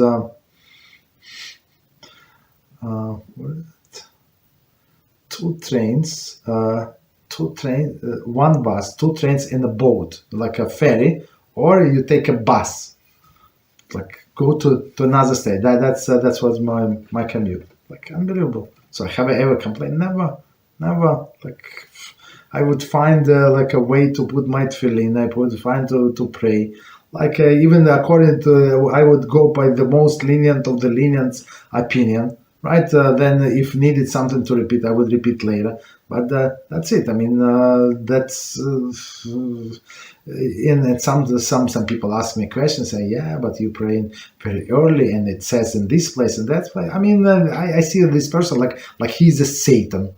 You understand? And he may be nice looking with the highest yeshiva education possible, but I see him as Satan. So I have no other choice. That's all I can do. But do the same? No, he would slacken from here and there. So this person told me, right? He said, sometimes I would put tefillin, sometimes I cannot lay in tefillin. So every time I don't lay tefillin, I feel very bad. And you know what Satan advised him? Why should I feel very bad? I would stop it. And guess what? The guy stopped it completely and other things. Why? Because it's very not convenient, and he has to go to work, and he has to support, I don't know who, himself and his dog, and I don't know what else.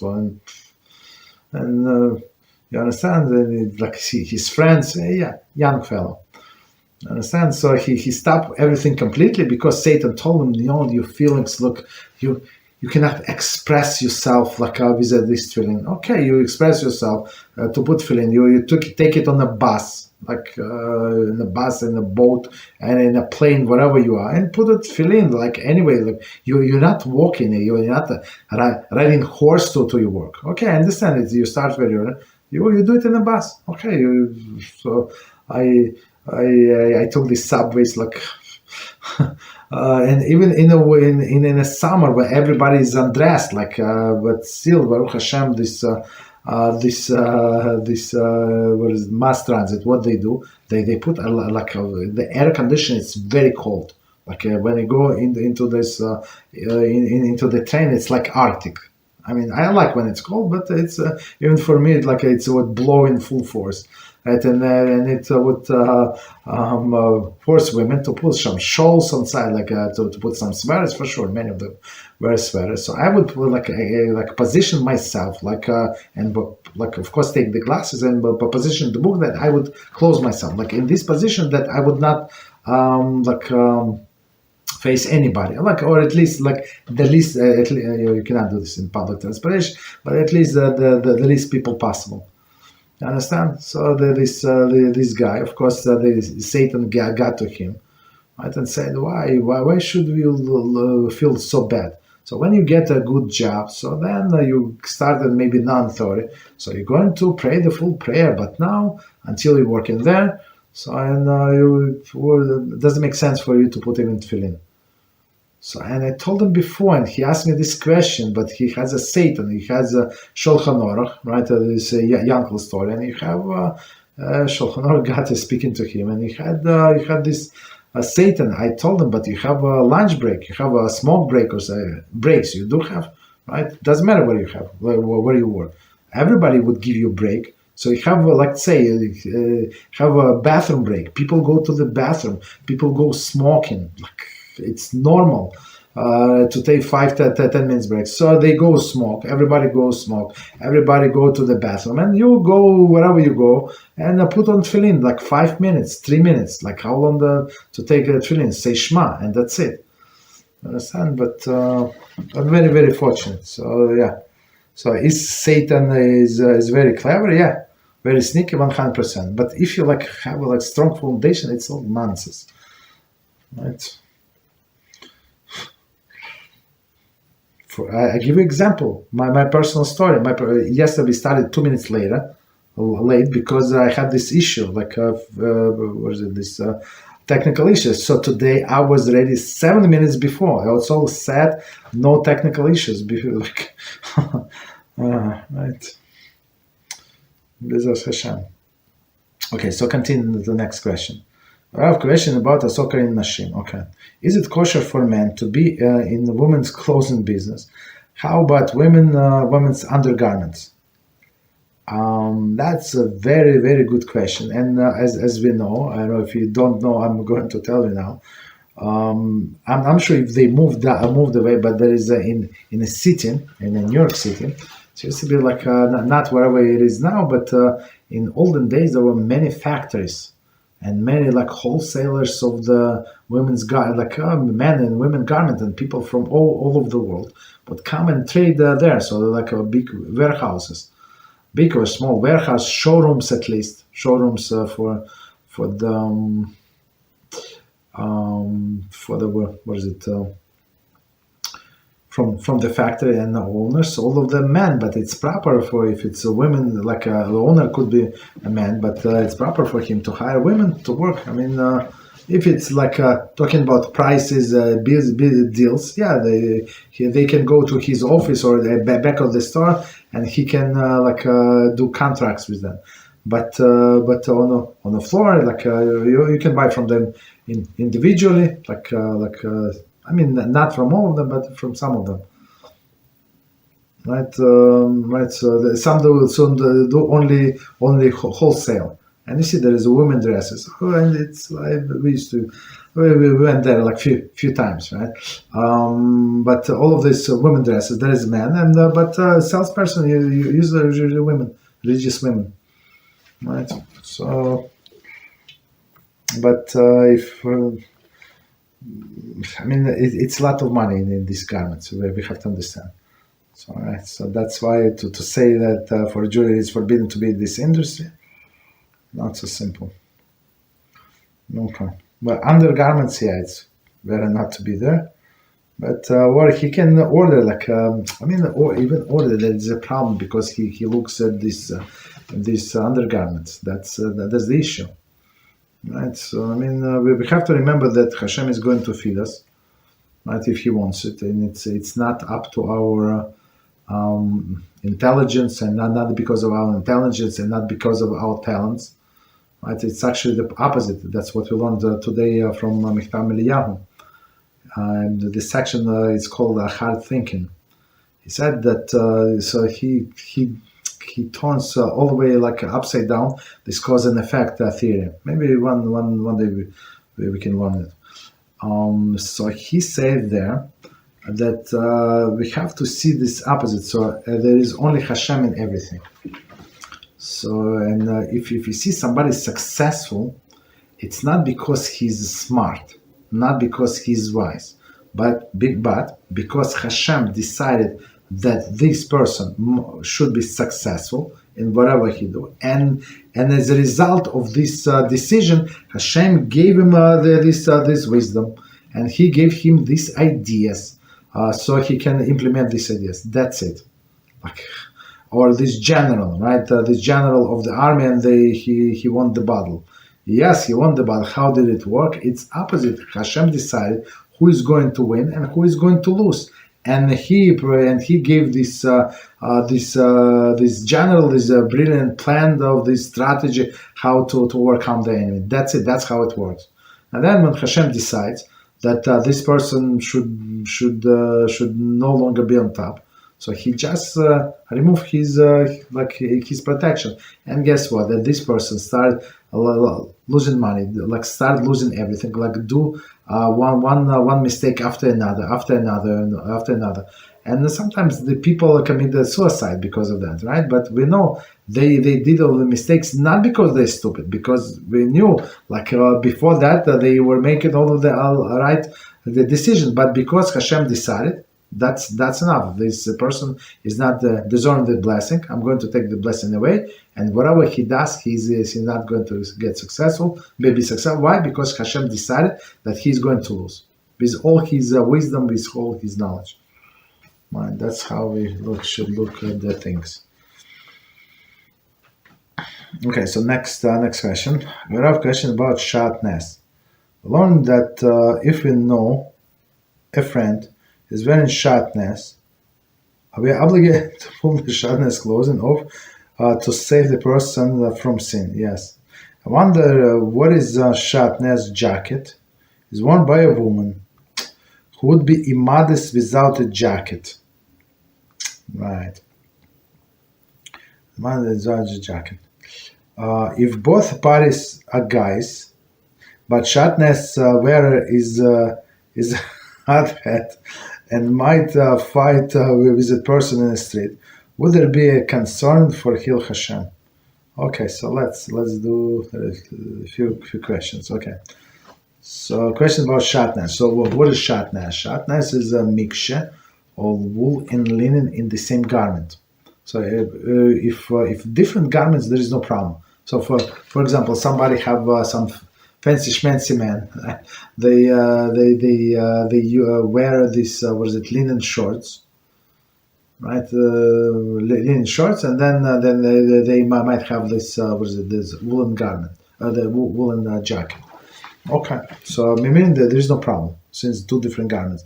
But if you know, for example, there is a I once when I started shopping for suits, and I saw a very good looking suit, and I see maybe I should try it, and I see the price. It was 3 times or 4 times more than the regular prices, average price, and I saw it's Hugo Boss. There is I don't know where they make it, but some designer, maybe European, maybe I don't know where is he from. But for sure, so then I later on read for sure. I knew about this brand, the fancy schmancy. For sure, he has a shatnez inside. Okay, so all the people who wear this thing, for sure they wear shatnez, right? So meaning that they put here, right here to make it strong, would not wrinkle. And what these people in the lab they would open up inside of the sleeve, and they would go inside and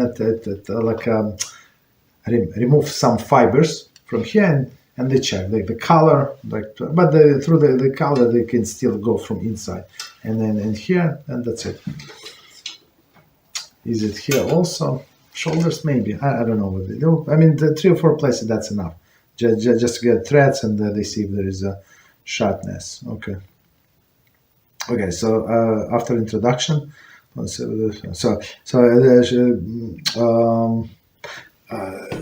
the shatnez, every second person wears the shatnez garment. They doing a sin, right? So it says that Shulchan says if you know that somebody is wearing shatnez, so you are allowed to remove this a garment from him, like in the middle of public thoroughfare or something, right? Because you're doing a person a favor and you save him from his sins. Okay, but if it's a woman and she's going to be immodest, for example, she has this jacket or something, right? But under there she has a sleeveless shirt. Is it possible? Yeah, it's possible. So I mean, technically there is no problem. She has a blouse, not short blouse. She has a sleeveless blouse. Here's everything is closed. With a jacket, nobody sees what's going on. So what's the problem, right? I mean, there's no problem, but the problem is the jacket. So of course, it's not allowed to do a mitzvah through avera. So meaning, right, a mitzvah that it's done through avera is not a mitzvah. So we just let it be in this case. That's the case. Right, and the next case of both the guys, right, and you know that second is a hot head and might fight. Of course, if a person is like that, so you're not obligated to lose money, right? So to stop other people from sin. I mean, it's if you do that, that's good, but there is no such obligation. Yes, for you to stop sin, absolutely, you must in order not to do one negative. Not to transgress one prohibition, person must be ready to give up everything he has or she has. But in order to perform one mitzvah, they must be ready to give 25% of their assets. So I mean, it's a huge difference, but still, it's a lot. For example, if a person has an apartment, it costs some money. Right, and one person said they were arguing with a landlord about whatever and they say, yeah, but this apartment, like your apartment that I'm renting for you, it's appreciates in value every year. So and that landlord did not know exactly what to say. So I told them, look, it is appreciated for a year, but it's to our detriment. Yes, the apartment was, I don't know, 5,000 now, last year to this year it's 7,000. Let's say. I mean, I'm just making numbers, right? So yes, it's appreciated value, but I if I don't sell it, it's only these numbers are useless to me. But how what is it to me? I have to pay more in taxes. So if the value of the property goes up, so you have to pay more tax. So I mean, I'm only losing from that. You understand? So why we saying that? We have to remember. 1 second. Shatnez hot hat. Okay. So there is this hot hat, right? So meaning when we're not obligated to stop somebody, to lose money or to lose our health or something, to stop other from sinning. Okay, we can tell the person, right? But if you know that he's aggressive person, so yeah. You just tell them, but you're not obligated to remove forcefully from that person. Okay. Right. Okay. So yes, we talk. There is a continuation on the question. So let me quickly read the original. It says, how much leeway does the Satan have to send the fake signs to a person? And how legit they can seem like. Okay, so we answer. Continuation. A real life example. The guy asked Rabbi whether he should reach out to women or not. And the Rabbi said that he should. Okay. But he described the situation as if it was from the third party view. And he used a fake name to refer to his own self. Shortly after receiving text message, apparently by mistake, from some government entity, calling him by the exact fake name he used to describe himself, asking him to please reach out to them. A few days later, he also received an email from a woman who works collecting charity, who has the same name as that who he has reluctant to reach out to, asking him to please contact her through the WhatsApp. Although he did not ask Hashem to sign at this point, It seems to him that there is a comment from Satan, though at the same token, they go in line with what his Rabbi suggested to them. Okay, so let's, as we understand, the situation is not simple. Let's read it from the beginning. Okay, so a real life example. The guy asked Rabbi whether he should reach out to the woman or not, which his Rabbi said he should. But he described the situation as if it was from a third party views, and he used a fake name to refer to his own self. So okay, so let's start here. We're going to go in part, in pieces. So first, person asks Rabbi is if it gives some general information about women, and if it's nothing wrong, like she's not, I don't know, not a drug user or something. I don't know. She's a normal person, God-fearing person, or like even if we do not know, but we suspect that she's a religious person. So the rabbis say, well, why not? I mean, so he's not a prophet. So just and he would decide the information, give the advice based on the information that he has. Of course, he would require some siyata dishmaya, but basically on this information. And we have actually the law that we must accept the laws of the decision of Beis Din. So if a person goes to the Beis Din and they rule against him, and they did not take all of his arguments into consideration, right? So in his mind, it is crooked, they're corrupted, they're stupid, they're lazy, they this, that. So it's not true. So he has to accept their judgment. And our sages say right? Why? Because they had to deliver the judgment based on the facts. So if they do not have any facts, just his feelings, and this person, he's a crook, and he's this, and he's that, he's a wife beater. Yeah, maybe he's a wife beater, like maybe the whole community knows, but does not make him a crook. Does not make him also that he did not pay you back your loan. Like what is the connection? One like. But in this guy's mind, that's enough. He's a wise bearer, and that's why he's a crook, right? Right. So when Beis Din would decide based on information that they have according to halacha, right, and person obligated, absolutely obligated. I actually marked it as for myself to make a clip, right? I don't remember from which book, but I just remember this topic. I don't remember. Maybe I don't want to say it. That's maybe because I don't remember. So, but a person absolutely obligated to accept this ruling.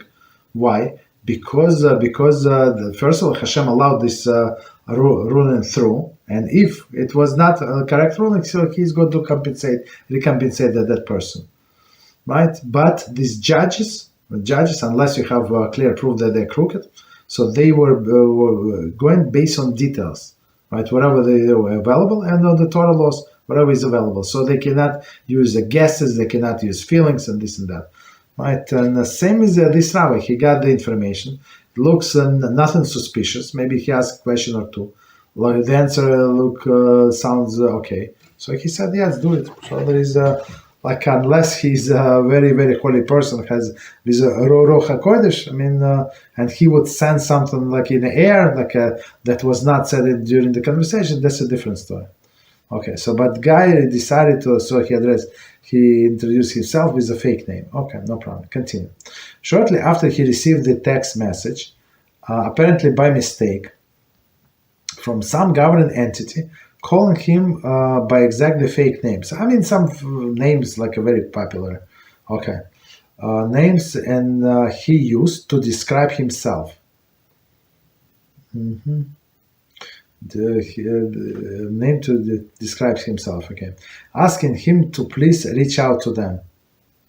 Okay, I mean, so is it coincidence? I don't know. It's a very good question. Maybe coincidence.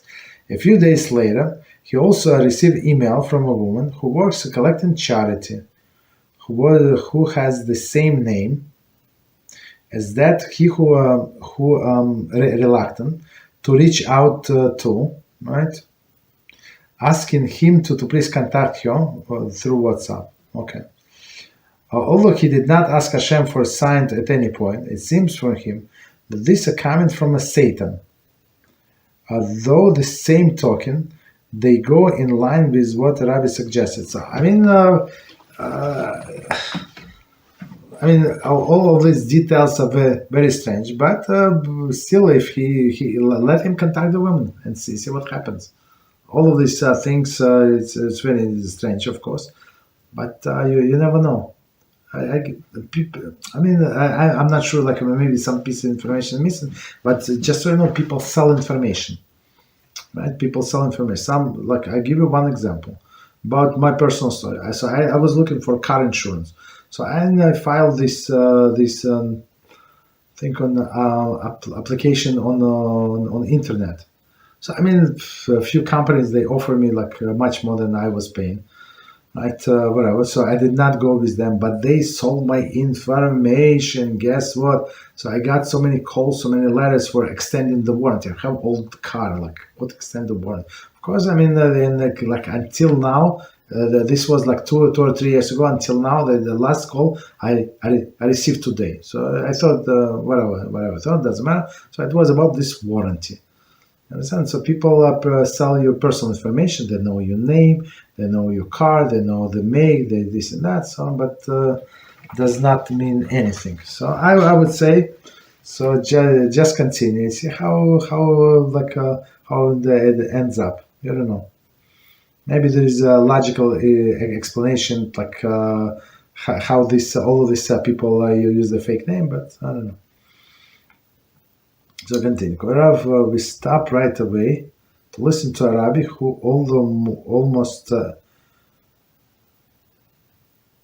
should we stop right away to listen to a Rabbi who, although almost everything he teaches is kosher, he mentioned Gehinnom only 12 months to the.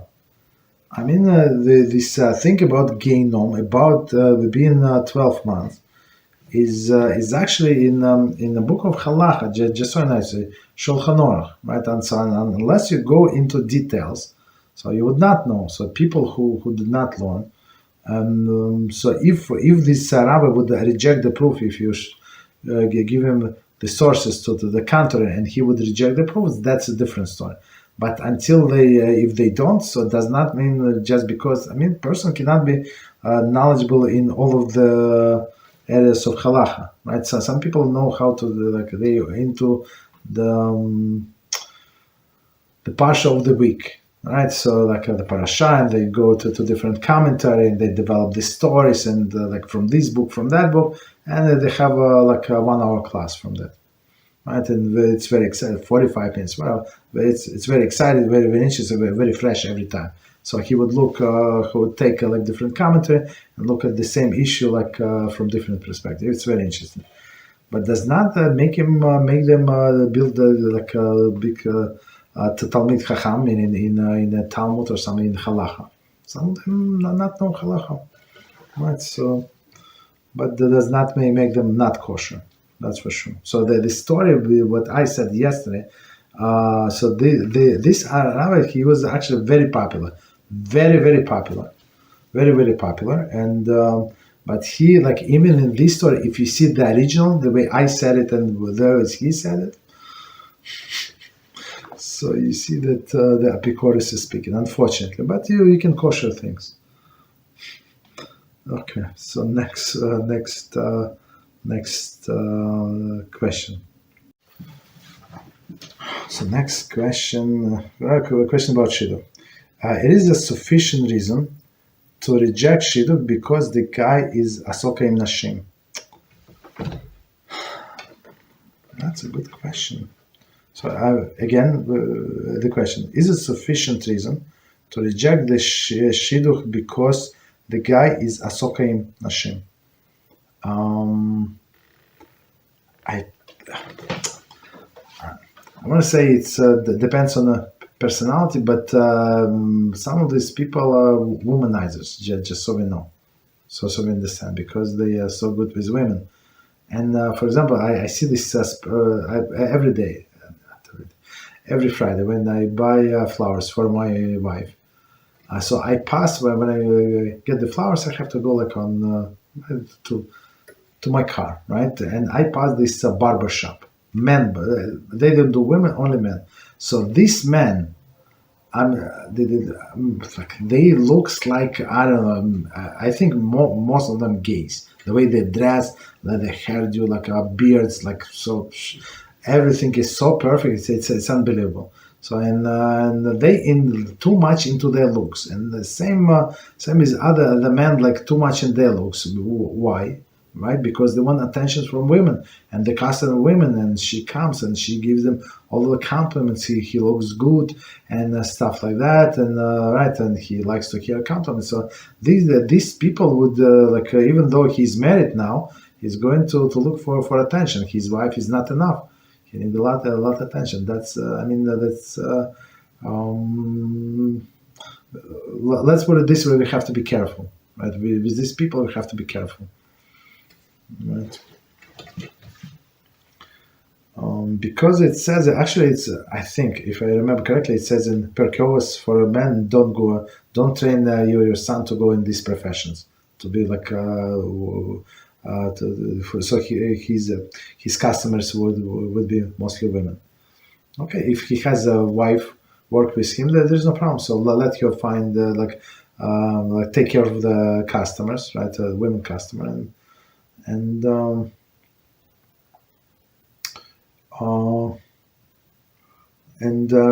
he sit in the back or on the register or something.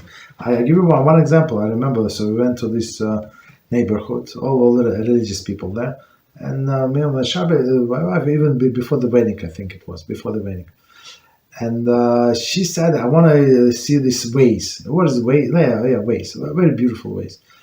And the guy, the store owner, so they were like this. They were selling the plates, all of the things, linens, all of these towels, all of the beautiful things. I mean, right. So his customers, mostly women, and I saw by the register, women, probably 3 generations. They have a wedding coming, so they're very excited and giggling. This guy giggling like a religious person.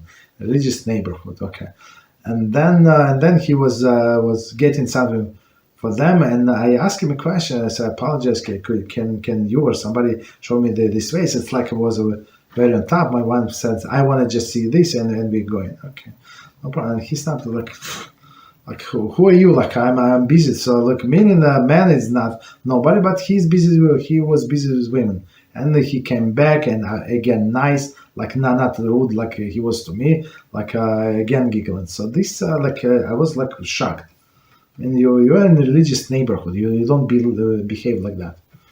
But since most of these customers were women, so and he's trying to sell, and he's like all those jokes, although he knows everybody. So they started a conversation, never finished, right? So have to be careful with people like that. So next question.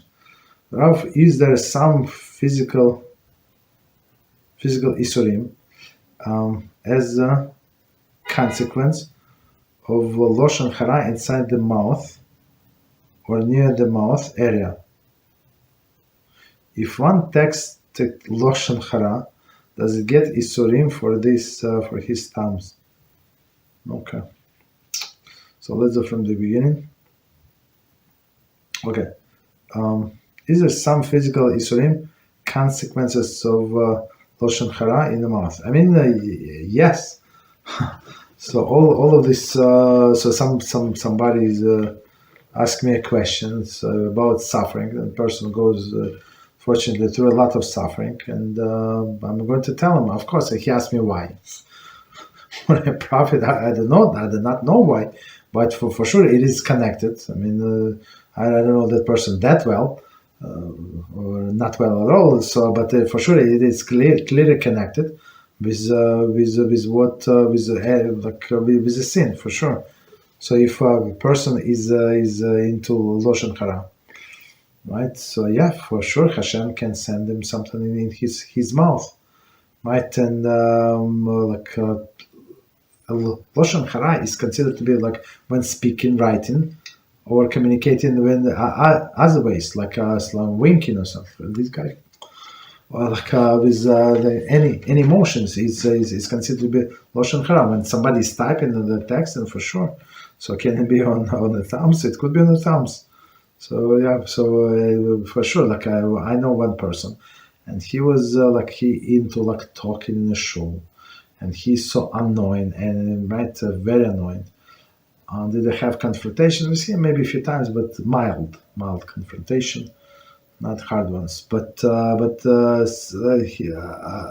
some time ago he disappeared, so they announced that he's sick, and then guess what? Had something with his voice, and they said 3 hours, 7 hours operation. They removed this. I mean, he come like his voice sounds a little different, like strange, but I think he's coming back or something. But it's very interesting. So it was measure for measure 100%, 100%. But with him would be an annoying and talk to the show, like in a show, like he goes, he prays very fast, goes to this clown, to that clown, they speak, they laugh, they giggle. Of course, they're trying to do it like very low, but when everybody else is praying, it's very annoying. It's very annoying, right? So for sure, it goes like this, for sure. Continue. Could you please teach us different terms addressing Jewish leaders when approached to use Rev, Rav, Harav, Rabbi, etc. Okay. So that's very good question. So again, could you please teach the difference between addressing Jewish leaders? Appropriate to use a Reb. So a Reb, for example, Reb is like respectful address of person. So like in English it would be like sir, right? So like it's very respectful. And we have a halacha that we're not allowed to call our parents by the first name, right? And in their presence, and even if we have a friend over, so his name is Yitzchak, and his father's name is Yitzchak, so he's not allowed to call his name Yitzchak, right? Yitzchak, you want to eat? My mother prepared dinner. You want to eat? Not allowed. Why? Because it could seem that he is addressing his father, right? So, but if his name, for example, they call him Itzu or Itzi or something, but right, nobody calls his father Itzu or right, or like all other names, or his father is Abraham, but they call this boy Avi, so maybe it would be allowed. But even after the death, it's not, or even when father is alive or after death, it's not appropriate to be called by him by name. For example, when I had this, here's a practical example. They gave me aliyah to the Torah. They called me to a Torah, and they ask my full name and my father's name. I mean, usually they have a card, but this time, like it was on the fly. He needed to know me. So I said, so my name is Reb Yaakov. So my father was, that was his name. So I appended this respective title Reb, not to call him by the first name. So it's very like, and many, what I heard from my Havrusa, that he said lately, I'm not sure why, but lately, he said that there are more and more people, right, Talmidei Chachamim, that address everybody as Reb. Reb meaning that it's respectful, like Sor. So very respectful title. So Rav or Harav, so Rav and Harav, it's very respectful address. Like ha, it's like the, right? So Rav usually it's it's very respectful title, and the most respectful title. But usually it is reserved for somebody like somebody's I don't know, like Rosh Hashiva, somebody is part of Beis Din, or like somebody very important. So like that's Rav or Harav, and lower level is Rabbi, right? Rabbi, right? That's a little low level. And Rabbi is for sure. It's in yeshiva. There is a Rabbi, right? The teachers of the kids. And Rabbi is also in Hasidic title, right? So he's Rabbi because all his Hasidim it's like his kids, right? So it's also very depends. You like if it's not Hasidic circles, so you say Rabbi. So Rabbi means he's with kindergarten kids, right? Rabbi. Right, but if you talk about Hasidic, so it's like it could be this kindergarten person, it could be like the top of the Hasidus. Like as you understand, the difference is huge. Right. Okay, so that's the difference. Next one. Thank you very much, Rav. Are these similar, respectful terms for women? Right. Yes, that's a very good question. Also, what does Alavah Shalom means after the name. So Alavah Shalom is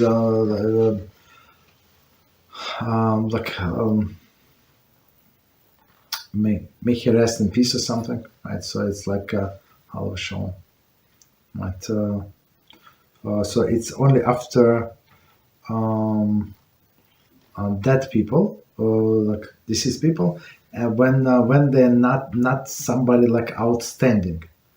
Right, but if they're outstanding, like when I mention these people, other people may mention these great people from the past or near past, from all of our great sages. So we say Zatzal. So Zecher Tzaddik Livracha. So may his name remember for a blessing, right? So it's proper to say Zatzal, right?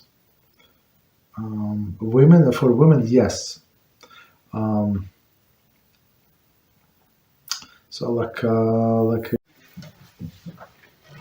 So women also we try not to address not to go into this close relationship, not to call the women by the first name. So Geveres, it's like miss, right.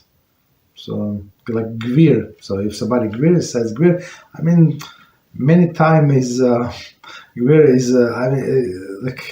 is used as a negative connotation. Gvir is like a respected person in a community. Gvir like a rich person, right? That gives a lot of tzedakah. So you call Gvir. So people sometimes they would stand up for him because of the all the good things that he does. And Gvir is a woman. Address that she's somebody respectable, right? So you can say Geveres and her name if you need to, or her last name, right? But proper not to address women by the first name. So they do some some other words before that. Okay. Okay, so next question. Do we hurt the neshama of the deceased person if we use the wrong term before his name? Do we hurt the neshama of the deceased person if we use the wrong term before this name? I don't think so. And if you see in books that they for example, the sages from Gemara, right? The holies of the holies. So I never heard that somebody used Zatzal, Rav Yochanan Zatzal, right? Or Rabbi Zatzal, right? I never heard. I'm not sure why. So or even Rashi. So I would say I would try to say Zatzal if I remember. Sometimes I don't know Ramban Zatzal, but usually when in the commentaries they don't say, right? So meaning what? So meaning the neshama of deceased would not get offended, right? But if a person is talking about their parents or they're that somebody's close to them or somebody that he respects very much, so it's it's proper to say alav shalom. Right. So you want to wish them peace. Okay.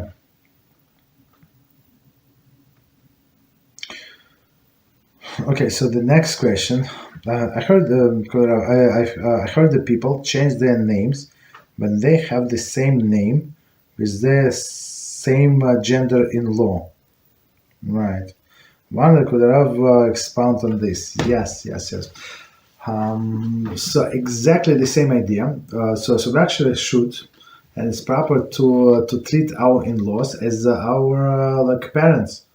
And in olden days, like I mean, unfortunately, like in olden days, so they would call like in-law, so her mother, a guy would call mother, right? And I mean, it is proper. So in Hasidic circles, for sure.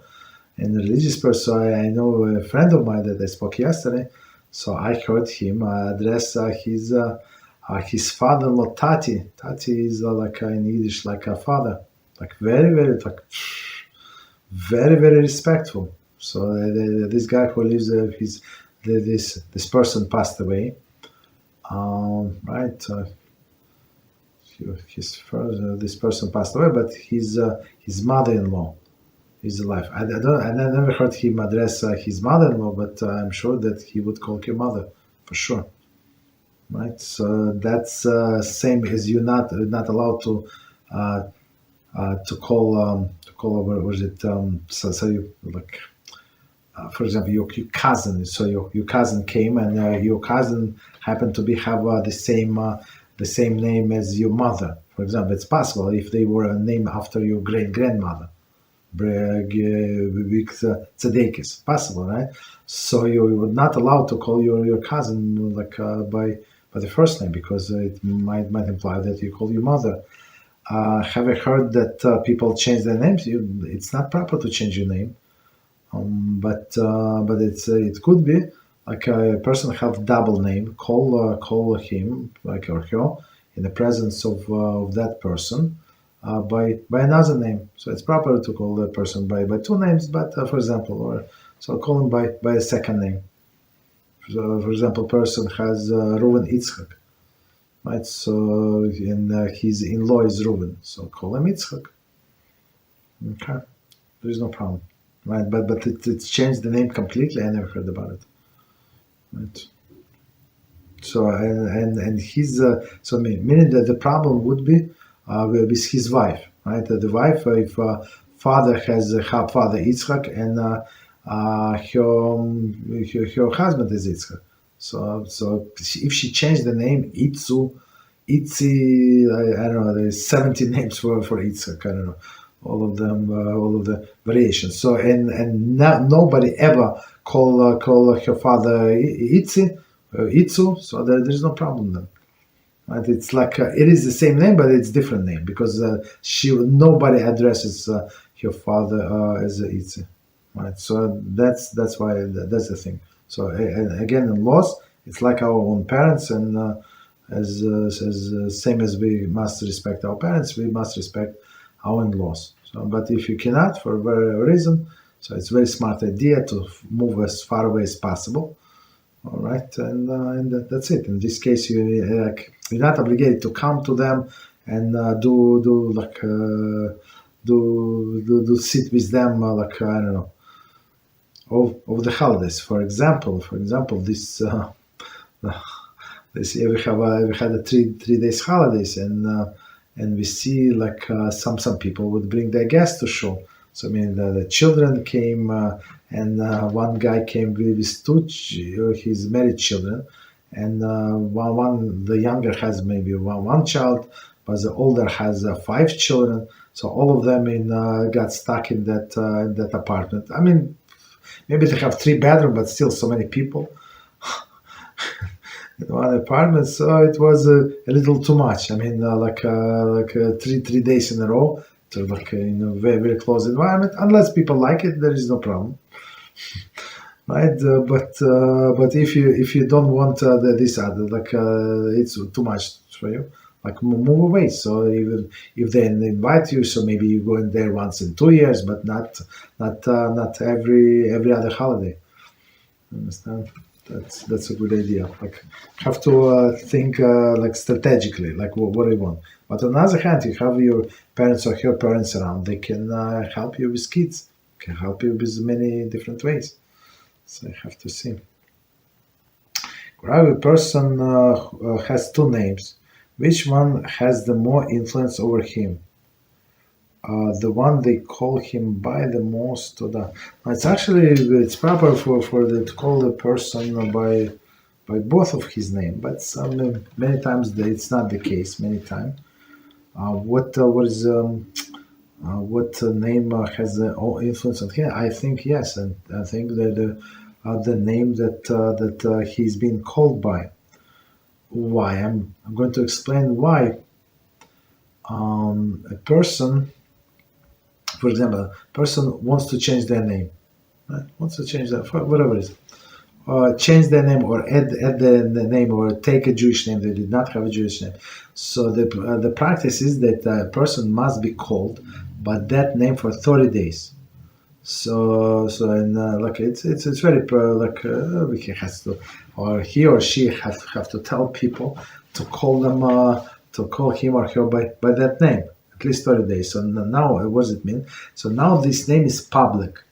Now it's a public knowledge that this person is no longer Steve. His name is Yitzchak. So yeah, right, Yitzchak Levi. Okay, so now everybody is calling him Yitzchak Levi, right? And for 30 days. So now you can use this name of Yitzchak Levi in the documents. Right, official documents, because if it's going to say Yitzchak Levi from this in this town, that it married for this in this woman, so everybody are going to know who they're talking about. Okay, there are exceptions when they can rename the person and use this name right away, but there are exceptions.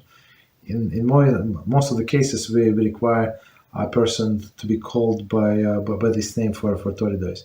But if he was Yitzchak Levi, let's say from birth, and nobody knew that he's Levi, I mean that he's Yitzchak Levi, everybody knew him only as an Yitzchak. So is Levi is his name? It is problematic. It is problematic because he was never called like that. Or maybe if he was, but when he's called to the Torah, so now, he's Yitzchak Levi. Very interesting. Okay, so I think we finished with the questions. All right, no problem. So let's then stop here. Hashem. So thank you very much for learning with us. Please join us tomorrow. We're going to learn the kosher kitchen. Hashem. Thank you and good night.